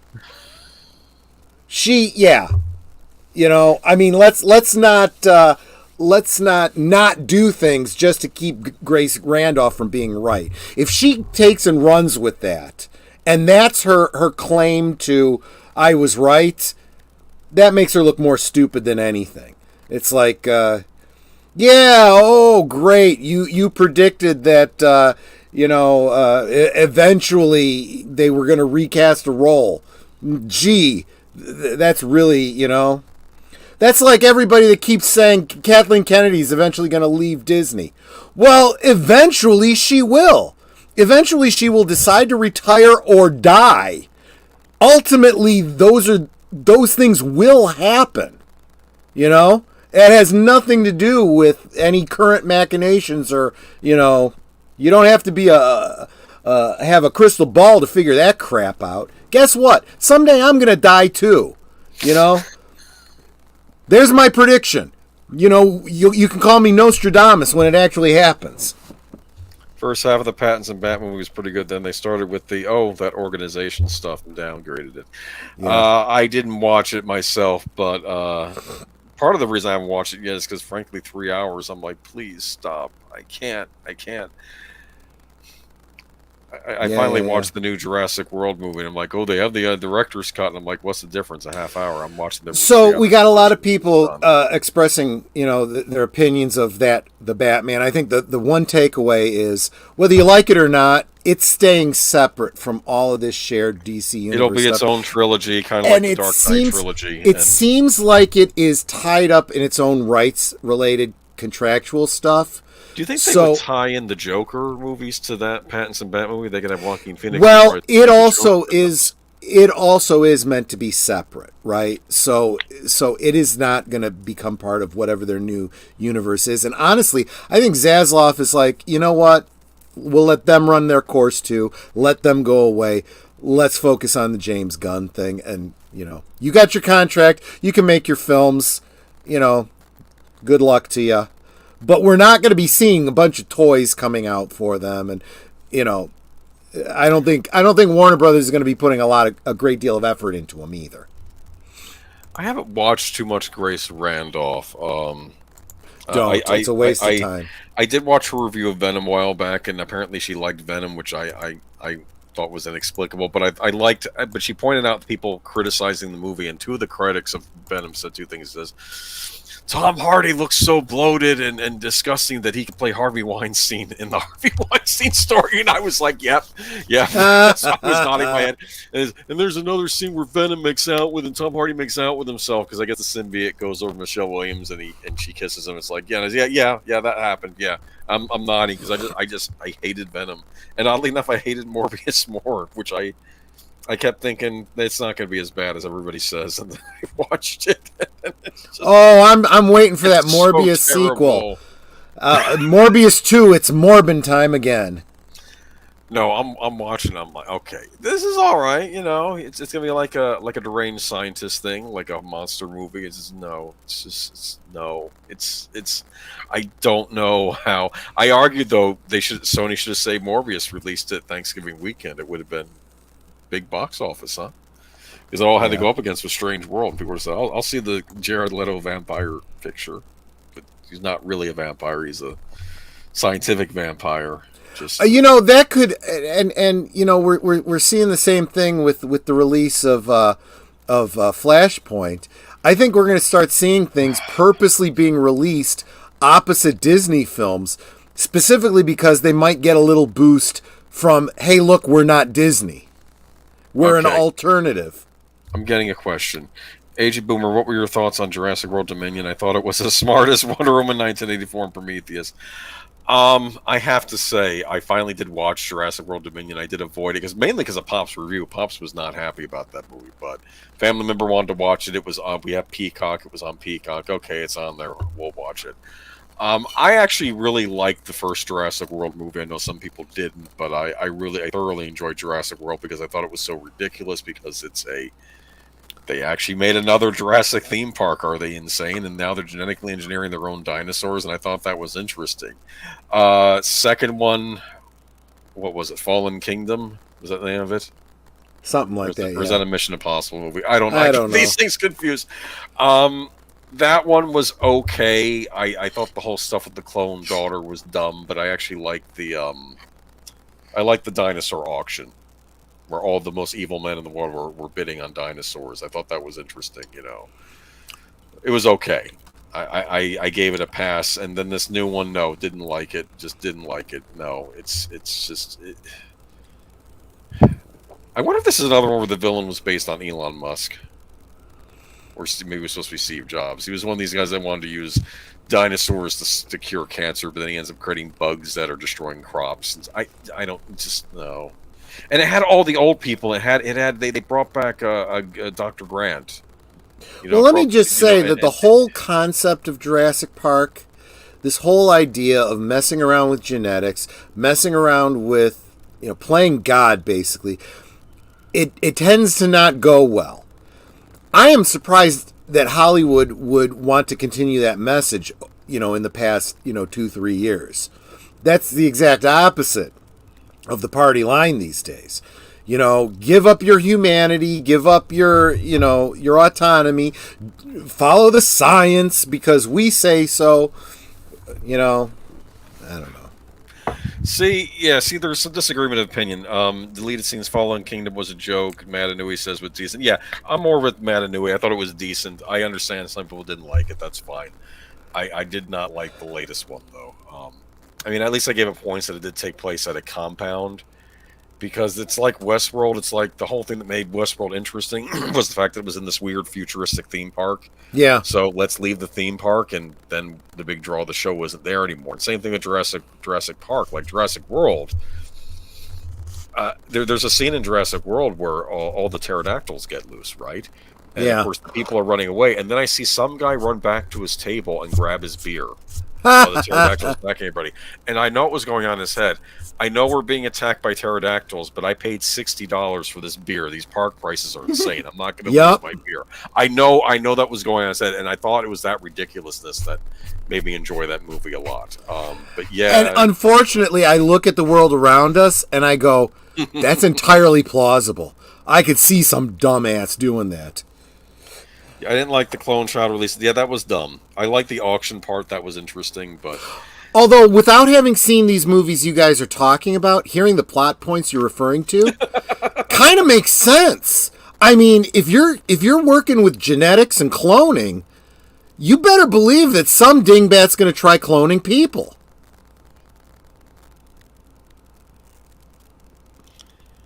Dotson in the books is completely different from a very immoral genetic scientist who likes to get his hands dirty, not a Steve Jobs. I know. It's just, it's Hollywood. I think if the clone child had part raptor DNA in her, and like her eyes become like when no one's around, her eyes become like raptor's eyes, and like she flicks her tongue out and kills people like something out of Species. That might have been more interesting to me. That would be a very interesting way to take it in a different direction, right? I would have made it like Species, yeah. Instead of absolutely right. I'm like them on a clone, and clones deserve to have their lives, and she lets the dinosaurs. Just stupid. Yeah, Up exactly. until that point, I kind of liked the movie, and I actually liked what's his name, Jeff Goldblum's character from those movies. He's before Congress in the name, because apparently the island that Jurassic World was on, there's a volcano on it, and it's going to explode and kill all the dinosaurs. And now there's talk: do we go and rescue the dinosaurs and prevent them being killed? And Jeff Goldblum says, no, you let them die. This is nature correcting our mistake. We just have to let it happen. Yeah. Let the dinosaurs get killed by the volcano and leave it alone. This was a mistake. And I actually am nodding my head with him whenever I agree with him. Well, because and the audience is supposed to be, right? Because we've seen the previous movies. We know. He knew the lesson before the movie starts. And we're seeing him being proved right over and over and over with each movie. I mean, it's almost self-referential. It's almost like, why are we still making these movies? Has nobody learned their lesson? And we live in a world where we're like, yeah, I could totally see people being this stupid and going down this stupidity path. Because we do this shit. It's happening in the world around us, damn it. Have not seen Dominion, but I see nothing anywhere. The dinosaurs. Yeah, the dinosaurs are out in the city. I think they're in like Greece or something, or I don't know. Like they were like there was a bike race with raptors after Chris Pratt or something. It's just no. Yeah, Sacred Jurassic World and Lost World, the cloning part of humans being incorporated. Michael Crichton book for reason changes the focus of dinos to just clone. Yeah, Michael Crichton. Obviously, I'm sure the original books are even better than the movies. I mean, the Spielberg movie's a classic, but yeah, most of them are. There's a couple of because he wrote a Jurassic Park sequel. That he didn't want. He didn't want to write it. He wrote it just because he knew they were going to do another movie, and he's like, I better get my money because they're going to do it anyway. But his pure writing, that's his own stuff. Even the original Jurassic Park, as good as it was, the book was way better. And I've said this time and time again. Pun not intended, but it works. The book timeline. Definitely read the book. Stay the hell away from the movie. It definitely was not worth it. I took some friends to see the movie because I was like, oh, this book was so good. You're going to love it. It's going to be better than Jurassic Park. We get through it, and I'm like, guys, I am so sorry. Are you talking about timeline? Yeah. Oh, boy. I heard Congo was more involved in the book, too, and it was better in the book, too, even though I do like Congo because it's like a B movie from the 50s was being done. Okay, why don't we go to the next one? Yeah, absolutely. Yeah, the ending of Dominion was basically the dinos are normal animals, coexist, drinker's voice, it'll be fine. Yeah, I know. It'll be fine. It's not fine when the dinosaurs eat you, okay? Which is happening in these movies, but it'll be fine. The CW was never profitable, lost millions to Warner Brothers and CBS despite apparently success of the Arrowverse.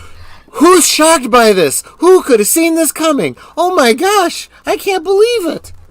This is bounding in the comics, but we'll read it anyway. Upon its sale to Nexstar Media, some striking things about the CW's profitability revealed, and it turns out that the network has never been profitable. This crucial bit of information was found in the SEC filing by Nexstar during the acquisition and dares to defy a narrative of success crafted around programming that was successful. Kind of explains why they were able to buy it for like a friggin' $1, right? Yeah, their content fell off rather quickly. However, Arrow and The Flash would spawn the Arrowverse, which carried the channel through an entire decade before they foisted programming such as Batwoman and Naomi on audiences. Yeah, that's right, Arrow started in 2012, didn't it? So that's 10 years. Yeah. This was right after Smallville. Okay. And it was not a spin-off of Smallville. That was part of the problem. Right from the beginning. The prior success of mainstays One Tree Hill, Supernatural, and later Riverdale can't be counted out either, but the slide came inexorably fast. In actuality, it was inevitable given the underlying financials, which go all the way back to 2006, when the network was formed out of a merger between the WB Network and UPN, says Hollywood Reporter. From the beginning, CW was not a moneymaker for either of its owners, Warner Brothers or CBS Paramount. Though it had avenues of income, it made considerable coin from distribution deals with Netflix to stream its content, particularly the sizable Arrowverse slate of shows. Foreign distribution was a huge part of that, but that's been cut off at the knees by CBS and Warner's desire to reel in programs they produce for the respective streamers, Paramount Plus and HBO Max. But we're not talking about the lucre that was enough to stem the tide. Based on Nexstar's filing, at this time last year, in the first financial quarter of 2020 and going into 2022, when the sale was finalized, the CW had a revenue of about $100 million. THR reported their annual total was estimated between $370 million and $405 million. That's not a bad range, but CW embarrassingly lost more than either amount, spending $2 for every dollar raked in. Their annual estimated losses were between $300 million and $400 million. Nexstar's purchase was finalized in August and gives them a 75% share of the network and for $54 million. Warner and CBS each retain 12.5%. The future of DC programming looks terribly bleak under the new management. While they are contractually obligated to air what remains, season 3 of Superman and Lois, for example, there might not be room for it after a while, according to Executive VP and CFO Leanne Gliha in a Variety interview. The same goes for CBS offerings like Walker, Independence, and the Winchesters. Over the course of the next year, we're really working to develop our slate, which will then can come online in the 2023-2024 broadcast season. We will have some carryover commitment for CBS and Warner Brothers programming that year, but it's minimal at that point, Gillis said. Their broad swath of cancellations is telling in that regard. Programming is gutted when it's no longer viable to the balance sheet, and this year had already seen the end of Legends of Tomorrow, Legacies, and most of the shows mentioned above. The final season of The Flash is expected to be the last and the long-running improv comedy show whose line is anyway ends after the season. Cost-cutting? Probably. What did Nexstar buy? My understanding was they were buying the CW outright and all of its content. But they don't own these shows. These shows are owned by Warner Brothers and Paramount, respectively, right? Right. They were they obtaining can't the do right. CW. They can't do CW Plus, which you buy and you get to watch your Arrowverse shows on it. This is going to go to HBO Max, right? My understanding was the new shows that were already filmed were going to be released through Nexstar. And maybe, but not they Superman and Lois, right? That's going to be exclusive to HBO Max, unless maybe they have the rights to that show since it's still on their thing. I mean, if I just take that article on its word, that's what it sounds like to me. Because it seems like they're going to cancel that after the third season because they're obligated to play it. Yes, they are. I don't think they own the rights to anything on these channels. No, they really don't. It's not. It's just like. It's a distribution thing, right? They get the rights to they get the rights to what? Have the name CW and that's it, and have a network channel? And the stuff that's already been filmed. In other words, it doesn't cost them anything to release the things they're allowed to release because someone else already filmed it. Okay, but look, can when they it comes air down reruns of Arrowverse shows like at the 11 p.m. slot or something on weekdays? Or are they not even allowed to do that on the CW? You got me. I don't know. But what this comes down to is the same thing that we were saying when the whole purchase deal happened, right? And we had a bunch of people saying, look how little it cost them. I could have afforded to buy the CW. No, you couldn't, because it's a money loser. Okay? Did they buy a bag of magic beans? That's what I'm asking here. Here's a better analogy for you, okay? You buy a property for $1, okay? It's got a house on the property, but the house is condemned. You're going to have to completely destroy that house and rebuild it, okay? So they have to have new original shows on this So channel. you did not buy a house for $1. You bought a property for $1, And however much it's going to cost you to demolish that house, take away all the material, and rebuild there, which could be hundreds of thousands of dollars. So you didn't really get a deal, did you? Yeah. Because let's be honest, Paramount, what do they own? They own Showtime, they own CBS, they have Paramount Plus as a streamer, Warner Brothers, HBO. Now, let me... Is basically the idea of CW having this channel, this old Let hat me at this fill in a point? few more financial behind the scenes on this. Reading between the lines on this article, right? And I said this at the time. They bought the CW. If you buy the CW and there is any debt, you are buying that debt as well. So for $1, you buy the company, and you now owe possibly millions of dollars. We don't know how much in debt they are, but it sounds like what they're saying, if these shows were not profitable, if they didn't make a profit, what did they make? They incurred debt. I think what happened was Nexstar, or whatever it is effectively acting as a runoff company. So Warner Brothers sold off their financial liability. Watch for this company in the next 5 years to declare bankruptcy. Nexstar? Yeah. So because I don't know what they bought. They bought debt, is what they bought. Wait, Batman didn't make any money even after the race swap stopped the presses. You know, it'd be funny. Set the next Deadpool movie in the Arrowverse. That would be funny. Never mind. Maybe not. I would love to. I would love to see him do a tongue-in-cheek reference to the CW verse, but I don't see that happening. Yo, Mr. Matchstick, welcome. Okay. I'm trying to think what else is going on here, though. I don't know. I'm sorry. No, this is funny. This is meant to give us a little bit of schadenfreude. We bitched about it for so long. We got it called Istophobes because, we didn't like it. And then, sure enough, we find out they were losing money on this. Just like we suspected. Why were Warner Brothers and Paramount carrying on with the CW for so long? They think maybe all the teeny boppers watch the CW and this is the teenage station? Young adult station? I think this is the companies like the Dark Stones and whatnot that are pushing agendas and saying, you know what, we'll just keep throwing money into it and we don't care if it makes a profit. Well, eventually someone starts to care that it makes a profit. Here's what I don't understand, though, about Nexstar. I mean, do they even have money to make original programming for the CW? I'm sorry, say it again. I was reading. Do they have the money to make the kind of programming, like Arrowverse type programming, original content, to put on the CW that'll draw in viewers? No, I don't think so. I think this then is... Why did they buy this network? Well, this is exactly what Auditor Dread is asking. What would be the financial incentive to buy debt, aka CW?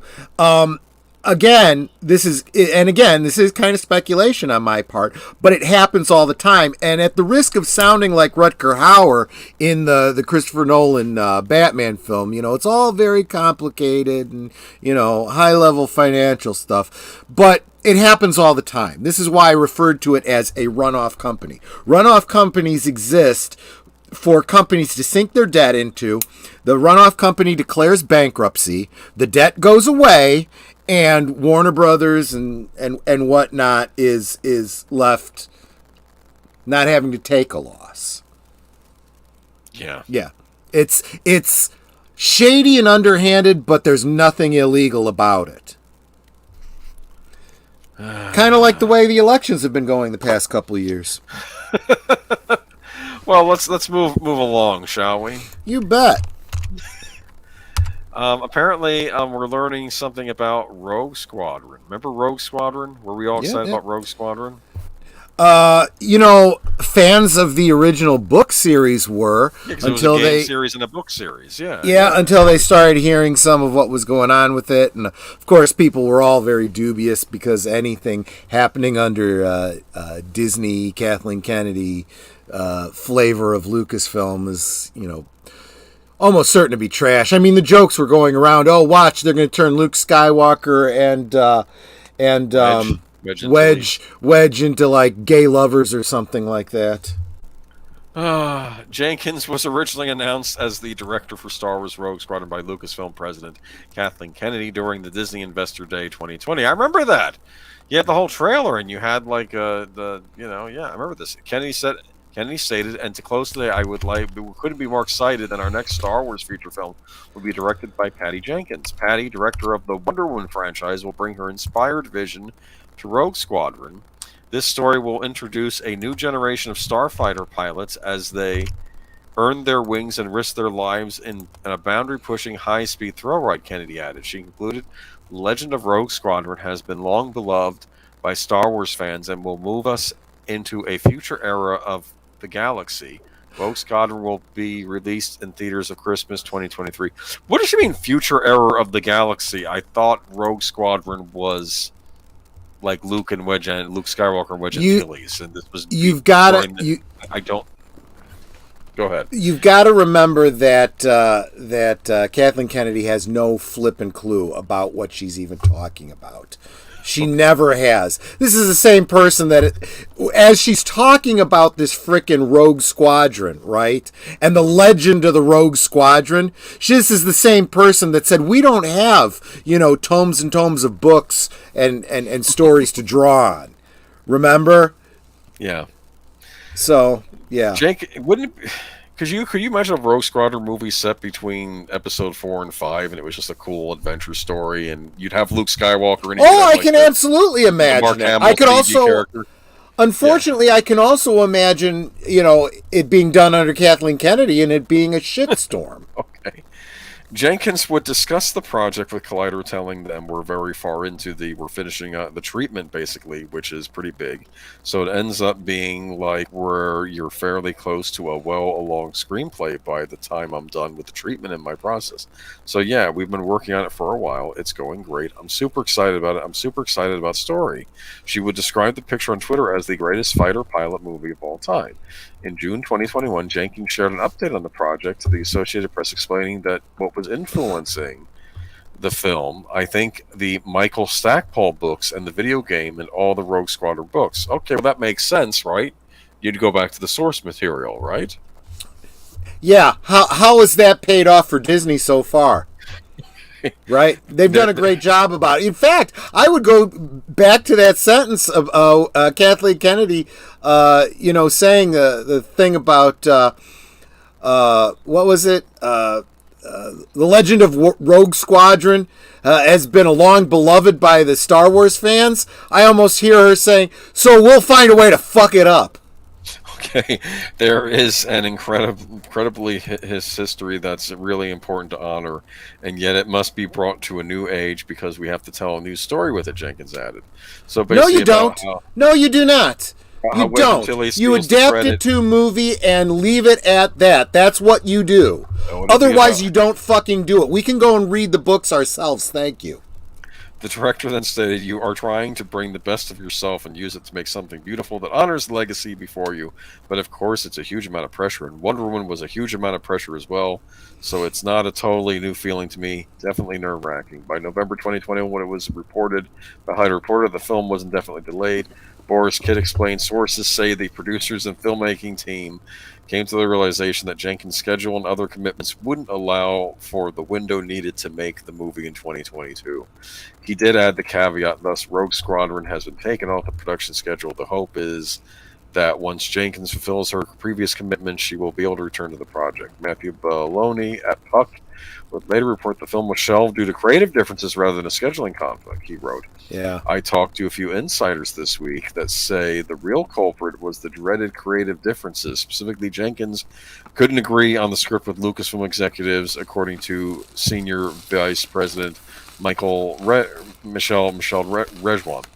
The film would be officially pulled from Disney's release calendar this past September. Variety reported Disney has removed Rogue Squadron. The Star Wars film director Patty Jenkins from its release calendar. The move comes as a little surprise since the tentpole was scheduled for December 22nd, 2023, was taken off the studio's production schedule in 2021. Now, Jeff Snyder of the Ankler appeared on John Roca's YouTube channel where he claims that Jenkins' Rogue Squadron script was a mess. Snyder claims, I've heard some things about Patty Jenkins. I've heard she's a nightmare. I'm sorry. I hate to be the guy who's calling a woman by a name, but I get it. Oh my God, but listen, I've said that about countless male directors too. He then detailed, so I've heard everything she turned in with Wonder Woman 3 was like a mess. I heard the Star Wars thing was a mess. He finished the segment saying, I don't know what you want me to say, folks. That's what I've heard. Yeah. And I've heard some whispers from some other sources going on that people at Lucasfilm have kind of said, yeah, it didn't. A representative of Lucasfilm actually saying it didn't live up to their standards for Star Wars. I'm like, holy crap! For Disney, some representative of Disney Star Wars to say that, that is such a low bar to begin with. What kind of crap was it? Okay, so let me take what you said and massage it into the way I interpret it, okay? Apparently, she's hard to work with. She's let go from Disney for cause, not because of scheduling problems. I don't know. It sounds to me a lot like she believed her own bullcrap. She was riding high off the whole Wonder Woman thing. She bought into the whole woman power. I can write my own ticket because I'm a woman. And nobody can tell me otherwise. So I'm going to come in and I'm going to do this Rogue Squadron. Nobody's going to tell me otherwise. And it starts out okay because Kathleen Kennedy's like, okay, here's my girl power picture. Here's my woman. She's going to do it. Oh, but now she doesn't want to listen to me. She doesn't realize I'm the boss. No, I don't care who you are, male or female. You don't talk back to the queen. You're out of here. Goodbye. Oh. And it sounds like articles like this coming out, stuff being leaked, people saying these things, for us to even hear these rumors, that sounds like the industry kind of throwing Patty Jenkins. Eventually, Patty Jenkins under the bus. Okay? She got thrown under the bus by Lucasfilm. She's gotten thrown under the bus now by the previous article, by them deciding not to go ahead with Wonder Woman 3. That's because Wonder Woman 84 was terrible. That's a big part of it, right? Because it was, again, this comes down to the industry, right? Yeah, she may have been a great director. She's not a good writer. You know, just because you can direct doesn't mean you can write. And there's a bunch of directors sitting around going, who the hell does she think she is? Okay, go ahead and write. See how that works out for you. Okay, the movie tanked because your writing sucks, girl. Stay in your own lane. Wonder Woman 84. But yeah, this we might be done with Gal Gadot as Wonder Woman. I think. That's and this could be another thing. Deleted Scenes makes a great point. Star Wars Rogue Squadron has already been made. It's called Top Gun Maverick. That's the other thing. I know you're being humorous, but that has to be taken into consideration. They saw what happened with Maverick, and they're like, if we put out Rogue Squadron, immediately people will compare the two. If it doesn't do better than Maverick, we have egg on our face. So that is another element that must be considered. Were you looking forward to Rogue Squadron? I was not. I can go back to the books and the games. I don't need a movie adaptation of it. If I had any reason to believe they were going to faithfully adapt those stories, then yes, I would be. But everything about Disney Star Wars has told me that is exactly what's not going to happen. Did the books take place during the original trilogy, or did they take place after the Rogue Squadron? Took place in between. So did the game. So did the games, because it was like, because we forget Luke Skywalker was also a great pilot. They were probably showing him doing piloty things, you know. Yep. That might be an interesting animated series, a Rogue Squadron animated series with Luke Skywalker. And honestly, pilot, you know. You know what? If there were intelligent people actually trying to build the Star Wars lore over there. What they would do is just imply that those books and games are canon again, and then do a Rogue Squadron that is set during the Mandalorian period. This is after the fall of the Empire. This is the New Republic trying to build up, and we've already seen some, X-Wing pilots in Mandalorian. Tie those characters in. Give Filoni his opportunity to have a bigger role in the story, and whatever. But Disney plus Star Wars equals poo. Oh yeah, my goodness. No, he's not wrong. He is not at all wrong. Thanks, Boosh, and welcome, by the way. Rogue Squadron books that took place after Return of the Jedi, as well as prior in the prior EU. Gotcha.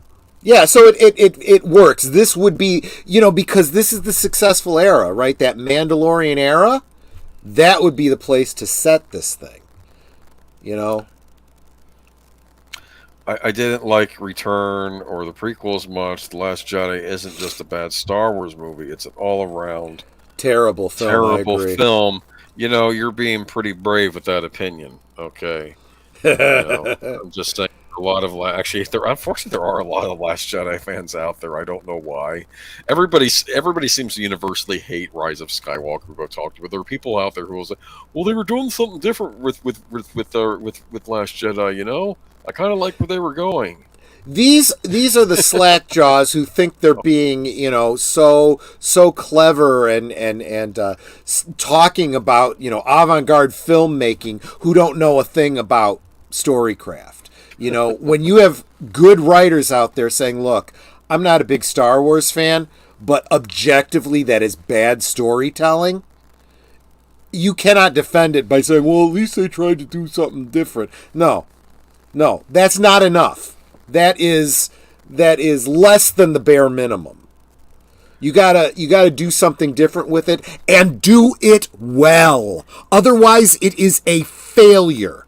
There is no at least to defend a failure. Anyway, let's move on to the next article. Yeah, unfortunately, because it comes from Bounding Into Comics, I have to get clever about how I drop the link here, so bear with me. Tamura Morrison laments Boba Fett's depiction in Disney Plus series. Yeah, so it's not just the fans that are speaking out against Disney Star Wars here. And it does seem like a justification for the people that didn't care for the Book of Boba Fett and said, hey, we don't like the softening of Boba Fett. He should go back to being a badass. Apparently, Tamara Morrison himself is agreeing with them now. Actor Tamura Morrison, who played Boba Fett in The Mandalorian Season 2 and the spin-off series The Book of Boba Fett, lamented the way the character has been depicted in the Disney Plus series. Morrison spoke to Entertainment Tonight Online back in June, but his comments resurfaced recently when the outlet included them in a preview for the upcoming Mandalorian Season 3. The actor told the outlet following the conclusion of the first season of The Book of Boba Fett, "We've got to bring him back somewhere. We've got to see the old Boba Fett." He then declared, "We reintroduced him. We found out some stuff. But I think it's time to get him back to his badass ways. No two ways around that." So I think we sort of have the scope to go back there, but that's out of my control. I'll just see what happens. I've noticed this is a song. Like, it's out of my control. I'm just hired to play the part. Lucasfilm has not revealed a lot about the upcoming third season of The Mandalorian, but they did release a teaser trailer back in September that appears to show a return to the planet Mandalore. Yeah. It also appears to indicate there will be an ideological struggle within Din Djarin and possibly even Grogu, as Emily Swallows the Armorer appears to cast Djarin out of the Mandalorian cult. Meanwhile, Katie Sackhoff's Bo-Katan Kryze. Okay, Bo-Katan. I didn't watch the show. Bo-Katan Kryze informs Grogu that Din Djarin isn't the only Mandalorian and questions Djarin about the cult. Lucasfilm also shared footage at CCXP in Brazil earlier this month. According to Bespin Bulletin, the footage shows Din Djarin and Grogu venturing to Mandalore in an attempt to reclaim Din's honor after he removed his helmet during the second season of The Mandalorian. I gotta say that there of all the Star Wars that has happened since the acquisition, Mandalorian has the most potential. If they wanted to do their Game of Thrones, with Star Wars, the Mandalorians, and I mean, the organization, the Mandalorians, is the place to do it, right? Because you've had generations of infighting amongst them, the whole time of the Empire thing and their relationship with the Empire, the Clone Saga and Boba Fett and all of that. And who has claim to the throne of Mandalore now, right? Bo-Katan does, Din Djarin does, and so does Boba Fett. I would love to see all of these factions, in a, sometimes partnering up, sometimes fighting against. Wait a minute. It almost sounds like you're talking about a war. Well, a civil war. What place does right? that have in Star Wars? Come on, it's not about that. Yeah, right. Heaven forbid there should be a war in Star Wars, right? About... That would definitely be the way. I didn't realize I was making another pun. That would be the way, right? That would be the way to continue your story, right? And again, it also gets it off of... Yeah, this is the way. Gets it off of the mainline Rebel Empire story and focus on something else, right? Something else that people care about in the Star Wars universe, but has nothing to do with the way they like to keep referring to it, the Skywalker saga, right? You can focus on the Mandalorians, and you can get your Din Djarin. You could continue the story of Boba Fett, but again, what was he saying? Boba Fett, was a badass, right? Getting back to being a badass. What was I saying during the time of the Book of Boba Fett? I thought that they were going for like The Godfather 2 specifically, exactly, right? The whole Michael Corleone story. If they did that with Boba Fett, it would be awesome. They didn't do it. Maybe going forward with this storyline, they could. But, I'm getting all excited about these maybes and what ifs. Chances are, this is Disney. That means bullshit. Fuck it. It's not going to happen. So, yeah. I don't know. I guess we'll find out soon enough when it airs, right? What it's going to be like. Isn't this supposed to be the final season? Of The Mandalorian? Yeah, that's what I've heard. What's his name? Pedro Pascal is doing the Last of Us show for HBO, right? So... I guess. He'll be busy doing that and not enough time for the... And they took forever to bring this season out. Don't you think so? And the fact is, and we've been saying it all along, he's full of himself. They could recast him so easily. He goes back to wearing the helmet full time, and someone else is playing him. If he's got a similar voice, no one will even notice the difference. And then when eventually the person does take off his helmet, you forget what he looked like 3 seasons ago, so who cares? Welcome, DJ Odyssey. DJ Odyssey, how you doing? Good to see you. Okay, yeah, we can. This is our last one, right? This is our epilogue article. I think I sent this to you, didn't I? It was one of the early ones, so I don't really remember. But it's kind of nice to get away from the Disney and the Star Wars and the Warner Brothers and the superheroes. I'm telling you, Sony seems to be the only ones that know what they're doing right now, but we'll see. Well, it's actually, probably best that they don't have their own streaming service. That's probably what saved them a lot of the bull crap that the bigger studios have gone through lately. Keep forgetting they did give us Morbius, though, so they're not perfect. The sequel to Ghostbusters Afterlife is revving up with filmmaker Gil Kennan stepping up to direct. The cast of Afterlife, which included Carrie Coon, Paul Rudd, Finn Wolfhard, and McKenna Grace, are expected to return for the sequel, which will be set in New York City New York City. New York City. The code name for the film is Firehouse, a nod to the setting of the 1980s films that will be included in the new installment. Keenan will also produce with Jason Reitman, the filmmaker who helmed Afterlife. Keenan steps into the director's chair after executive producing Afterlife and co-writing the script with Reitman. The duo co-wrote the sequel to the new installment. It's an absolute honor to pick up the proton pack and step behind the camera for the next chapter of the Spengler family saga. I just wish I could go back to 1984 and tell the kid in the sixth row of Man Valley West that one day he was going to direct the Ghostbusters film, said Keenan in a Nice. statement. Ghostbusters Afterlife grossed more than $200 million globally and followed Ghostbusters 1984 and Ghostbusters 2 1989. Sony has set a release date of December 20th, 2023 for the film. Keenan's 2006 feature Monster House earned a Best Animated Film Oscar nom, with other directorial debut efforts including City of Ember and A Boy Called Christmas. He is repped by WME and Robert Offer. Reitman is repped by WME and Alan Wertheimer. It's interesting he did Monster House. You ever see that animated movie? I did not know. It's kind of like it's about a haunted house, except the twist is it's the house that's the monster, not so much even what's in it. You understand? It's interesting he's doing a Ghostbusters movie. He might be a good pick for this. What company put that out? Don't remember. It wasn't Disney. It was somebody else. Okay, I'll have to look into it. That I don't know if actually you does like it or sound not, but interesting. you might find it interesting. I don't think this is an issue. I think that he's going along with what Jason Reitman did. He co-wrote the first screenplay for Afterlife, right? So Yeah, and it sounds like these two are in sync, you know. So I don't. And I was going to say he's saying all the right things here. You know, the whole, you know, basically, you know, let me reinterpret and give my impression of what he's saying. He's basically saying, I'm a fan. I've been a fan since I was a kid. I have a love for this thing, and I'm not going to screw it up on you. And that's what, as fans, we want to hear at this point. You know. Turns out Phoebe Spengler will end up being. It turns out she will eventually turn into Gozer, right?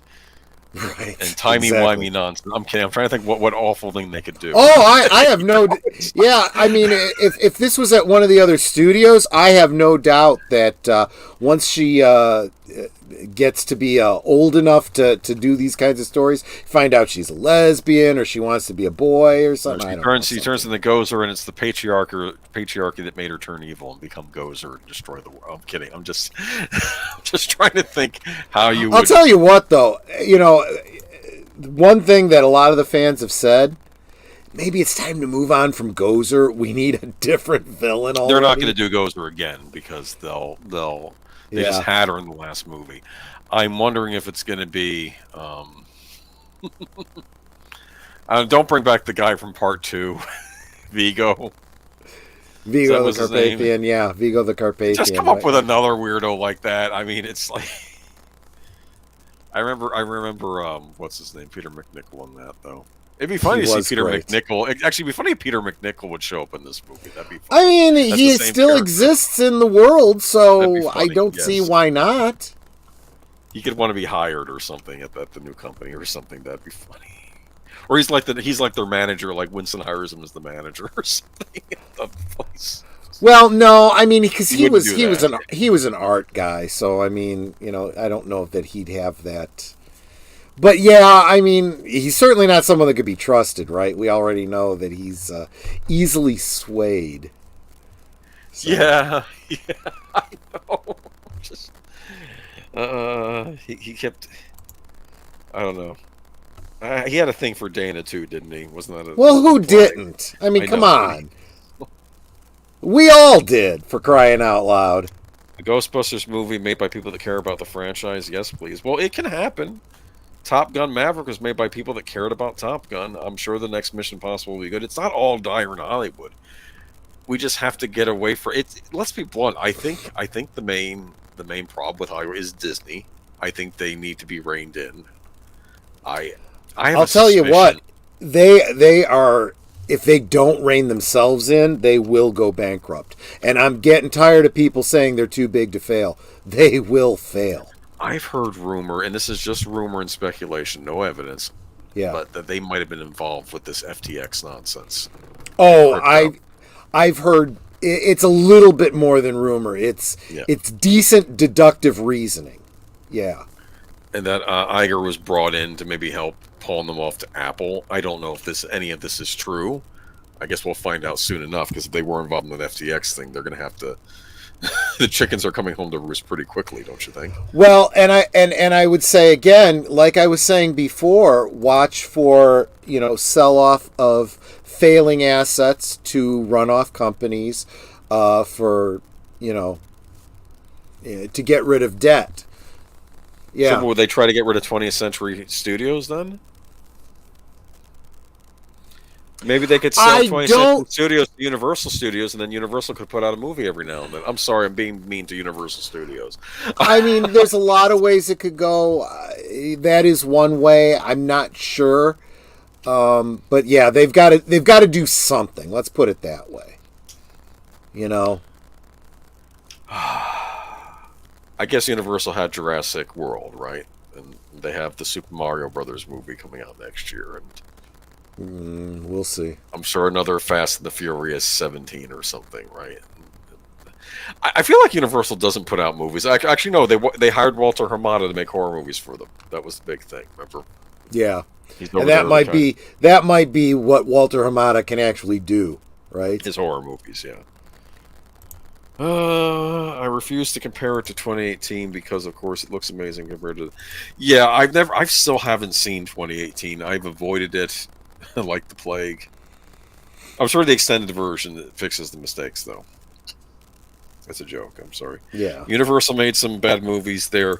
Yeah, I have to. What are they doing? And I know this is a pet project of yours, fixing the Universal Monsters. We should get back on that for one of your Friday night things, right? Yeah, we'll probably do that in the new year. If there's someone in the community that's a Universal Monsters expert, maybe we can have them on or something and talk about. But the fact is, they've had a lot of false starts, right?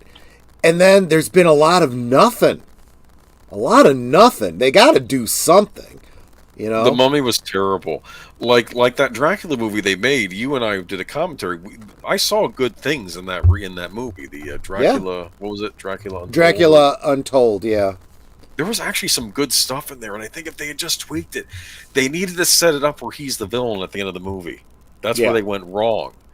Yeah. And then maybe they can eventually move him into the anti-hero category in a later film if they needed to do that. But he needed to be the villain at the end of that movie. He needs to be. I basically made the deal with the devil, with that vampire, to save my kingdom, and now I'm the monster. What you have to do, what I think you have to do with Dracula. And I appreciate what Bush is saying. Dracula Untold wasn't terrible. It had some good things in it. I was on board with it till that end thing when he turns on the vampires he made. No, I'm going to go off and be a lone guy and let. I'm thinking, no, this is the point when the vampire said, "We're your people now." He should have acquiesced and said, "Yes, you are," and he should have ruled over Transylvania and with terror. And who knows? Maybe even his son, when his son got older, he would have to confront his dad, do like the whole not Star Wars thing, but it'd be. I also think first they needed to. You always should look back to what worked previously, right? And one thing that worked, even though it wasn't Universal, was Bram Stoker's Dracula, right? Yeah. And there's clearly some inspiration there because they were drawing on Vlad Tepes, right? Vlad the Third, the Impaler. If you're going to do that, then do it. Dig into the history. There is some great story there to be told. And remember, the people that live in what was formerly Transylvania, the Romanians, they still revere Vlad Tepes as a hero. But that's what I kind of like what they were told, because they were doing both. Like, yes, he's a hero, but here's also. So what you have to do is, if you're going to tie the two together, you need to tell the story of the hero who sacrifices everything and becomes the villain, right? Yeah. You basically got to tell the story of Darth Vader, but do it the right way this time. Yeah. And I think, obviously, they're not going to follow up that. I don't know what they're planning. Universal's planning with their monsters. Is that even still a thing in the studio? Are they even planning a Absolutely. Absolutely. They own the Universal Studios owns the Universal Monsters. That will always be a franchise that they can dip into. They have now waited long enough that all of their other attempts have basically been forgotten, and they can start again. Because I think they were going to cast Javier Bardem as the monster, Frankenstein's monster, weren't they? And I thought that was interesting. I would have seen that, I hadn't actually heard that. That's actually did I read that somewhere, or did I just imagine? I thought they were going to have Javier Bardem as Frankenstein's monster, and that would have been brilliant. He's a great actor. I would have liked to have seen him as Frankenstein's monster, and I just... Yeah, I could see that. The problem is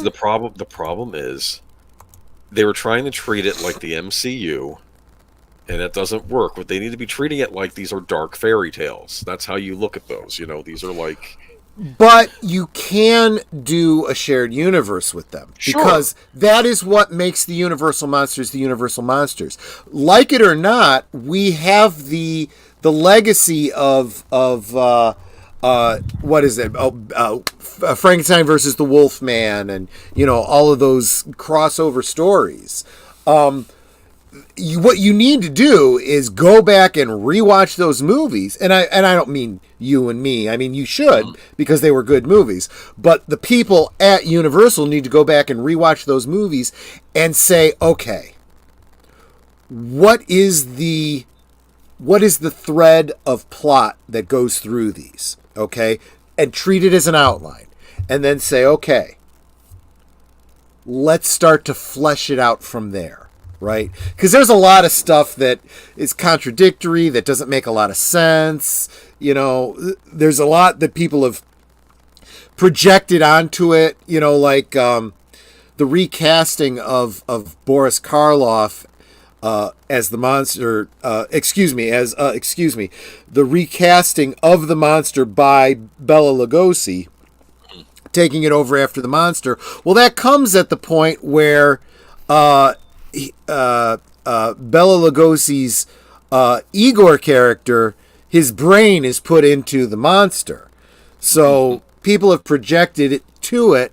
Well, that's why he lost his eyesight, and that's why he doesn't talk anymore. And, that is some great lore, but it isn't backed up by story exactly. That's kind of a fan theory, so to speak.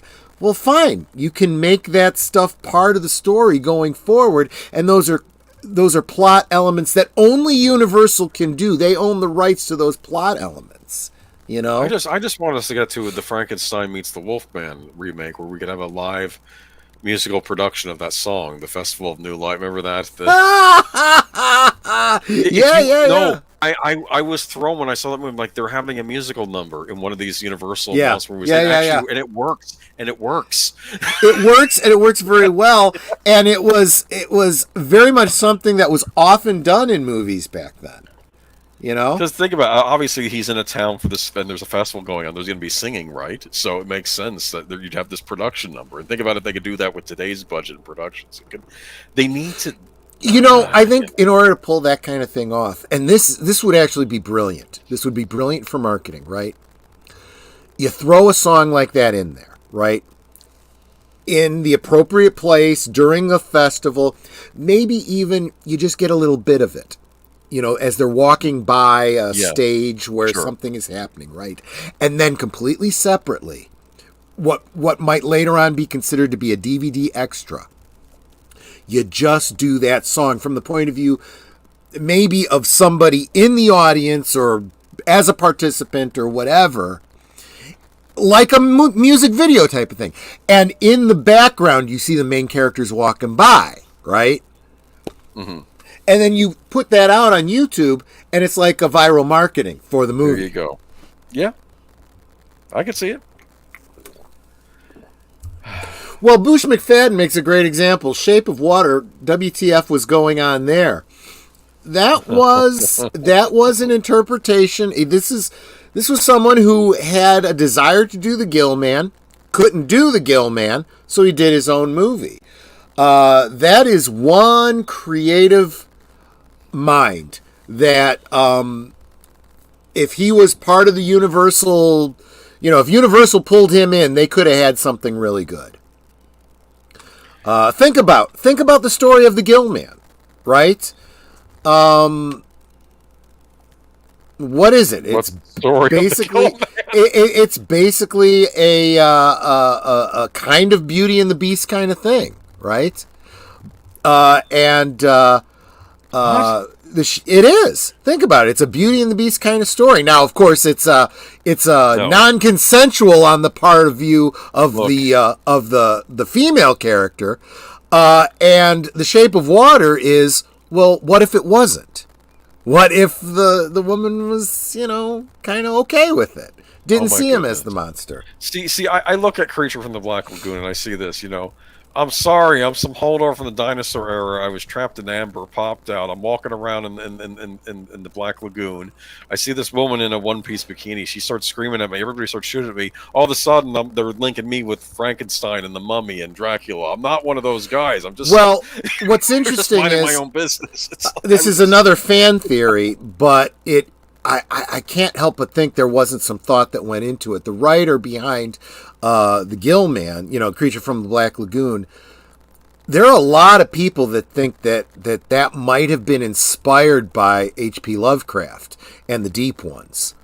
The Deep Ones were a race of creatures like the Gill Man that came out of the water, would mate with human females, and then take the children back into the water, after they, the women would have the babies. These babies would eventually, over time, start to mutate into fish creatures and then return to the water. It's all this very Lovecraftian horror type stuff. And there's a lot of people that believe that maybe there's that connection. I like that connection. That's probably a good idea. Is that a good story to tell right now in the Me Too era? Maybe not, because it would be and you'd have to do it as an allegory for the R word that rhymes with the fruit that wine is made from. Okay, yeah. Y'all talk about classic type tie-ins. Could a Castlevania type movie or series do this well? I know Van Helsing wasn't exactly a masterpiece, but tied together. Sorry, late conversation. I think that the idea in these monster movies you're doing, if you were to have heroes that were as interesting as the monsters they were going up against, and then you could have the heroes team up someday, that could be interesting. Yeah. Like O'Connell from the Mummy movies was an interesting hero. Remember him? The Brendan Fraser the Castlevania games better than I do. I don't really know them at all. They're a send-up of all the Universal monster movies, and the thing is, they would definitely. But they had an interesting hero. He's basically a family of vampire hunters and monster slayers, the Belmont family. In every generation, a new Belmont would rise to the challenge of taking out Dracula again after Dracula gets resurrected. Yeah, and that's more than I knew about it. But I had the basic idea.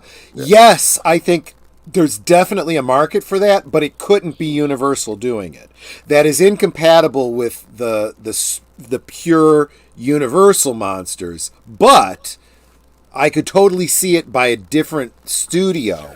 Yeah, but couldn't you see even in the Universal monsters? I mean, what would the focal point? I remember in those old Universal horror movies, you always had these boring leads, right? These Prince Charming type guys, And I think you would need to punch it up a little bit. More interesting characters, like the Van Helsing, if they had maybe done that a little better. I could have seen him as the guy. Yeah, they absolutely, like you were referring to the Brandon Fraser's character from The Mummy. That is a very intelligent way to do it. Yeah.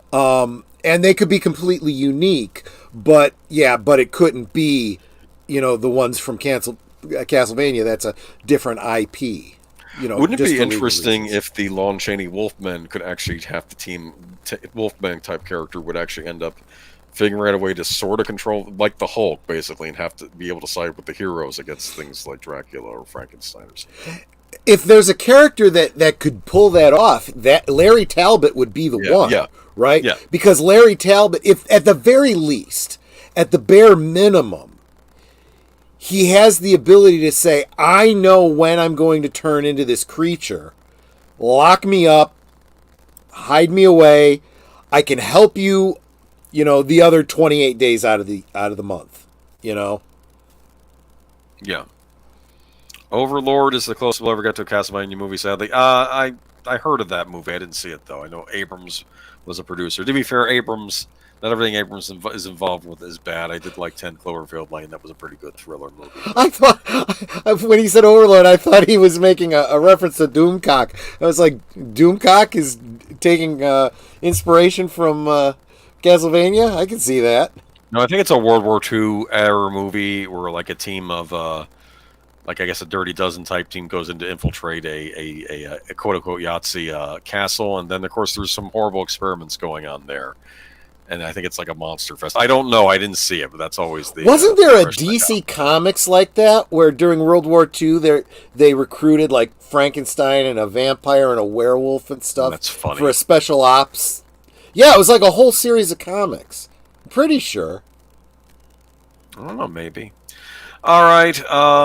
But yeah, we'll see. I need to do some more dig and see if there's any rumblings about the Universal movies lately, because Universal shit or get off the pot. Yeah. See, I got you saying it now. Well, with Universal, it's true. No, I mean I ranked studios different ways, and like Disney's awful, and it's sad because I used to regard Disney as a company, at least in the past, company that took risks, and then they ended up buying Marvel and Star Wars, and then they ended up now they just buy other things and ruin them. But I mean, say what you want, even if you didn't like the John Carter Mars movie, at least they were taking a risk on making a movie out of John Carter.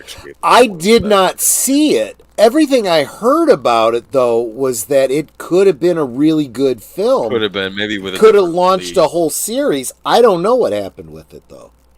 It sounds like it was a huge marketing failure. It was. And that's sad, because when you actually finally have something good, right? Yeah. I don't know. They didn't want to call it John Carter of Mars. They just wanted to call it John Carter, which I don't know. Anyways, so what you got going on this week? Actually, I don't know what I have going on this week myself. I may or may not be on Birdman this week. We'll see. But keep an eye on this channel. How about yourself? Friday night, you have a major guest, don't you? I do. Back to my regular time, 9 Central, 10 Eastern. We will be welcoming back. This will be the return of Mexican Iron Man. Looking forward to that. That's partly because his schedule lines up well, but also because it's right after Netter's birthday. He's going to come on and wish Netter a happy birthday. She's a big Mexican Iron Man fan, so it'll be encouraging for her. I'm very excited, yes, because he, in case you haven't checked it out, there is a very, I think it's on Midnight's Edge channel. There's a viral. They got a clip from Latino Slants channel about Mexican Iron Man, sharing his opinions on the new Wakanda Forever movie. Yeah, he kind of had some opinions, didn't he? He was going into a rage, like something. Yeah. Sometimes that happens. Like you and I will have movies we think are bad, but for some other people, they actually get them angry. Like for instance, for me, No Time to Die kind of puts me into a kind of a rage. Like I would imagine it. Like does. I don't like it when they attack Star Wars, but Star Wars was never my number. When you go after Bond, that makes me mad because I'm a big fan of the Bond films and what they've done to Bond, and I don't even want to know what they're planning next. Okay, but everyone have a good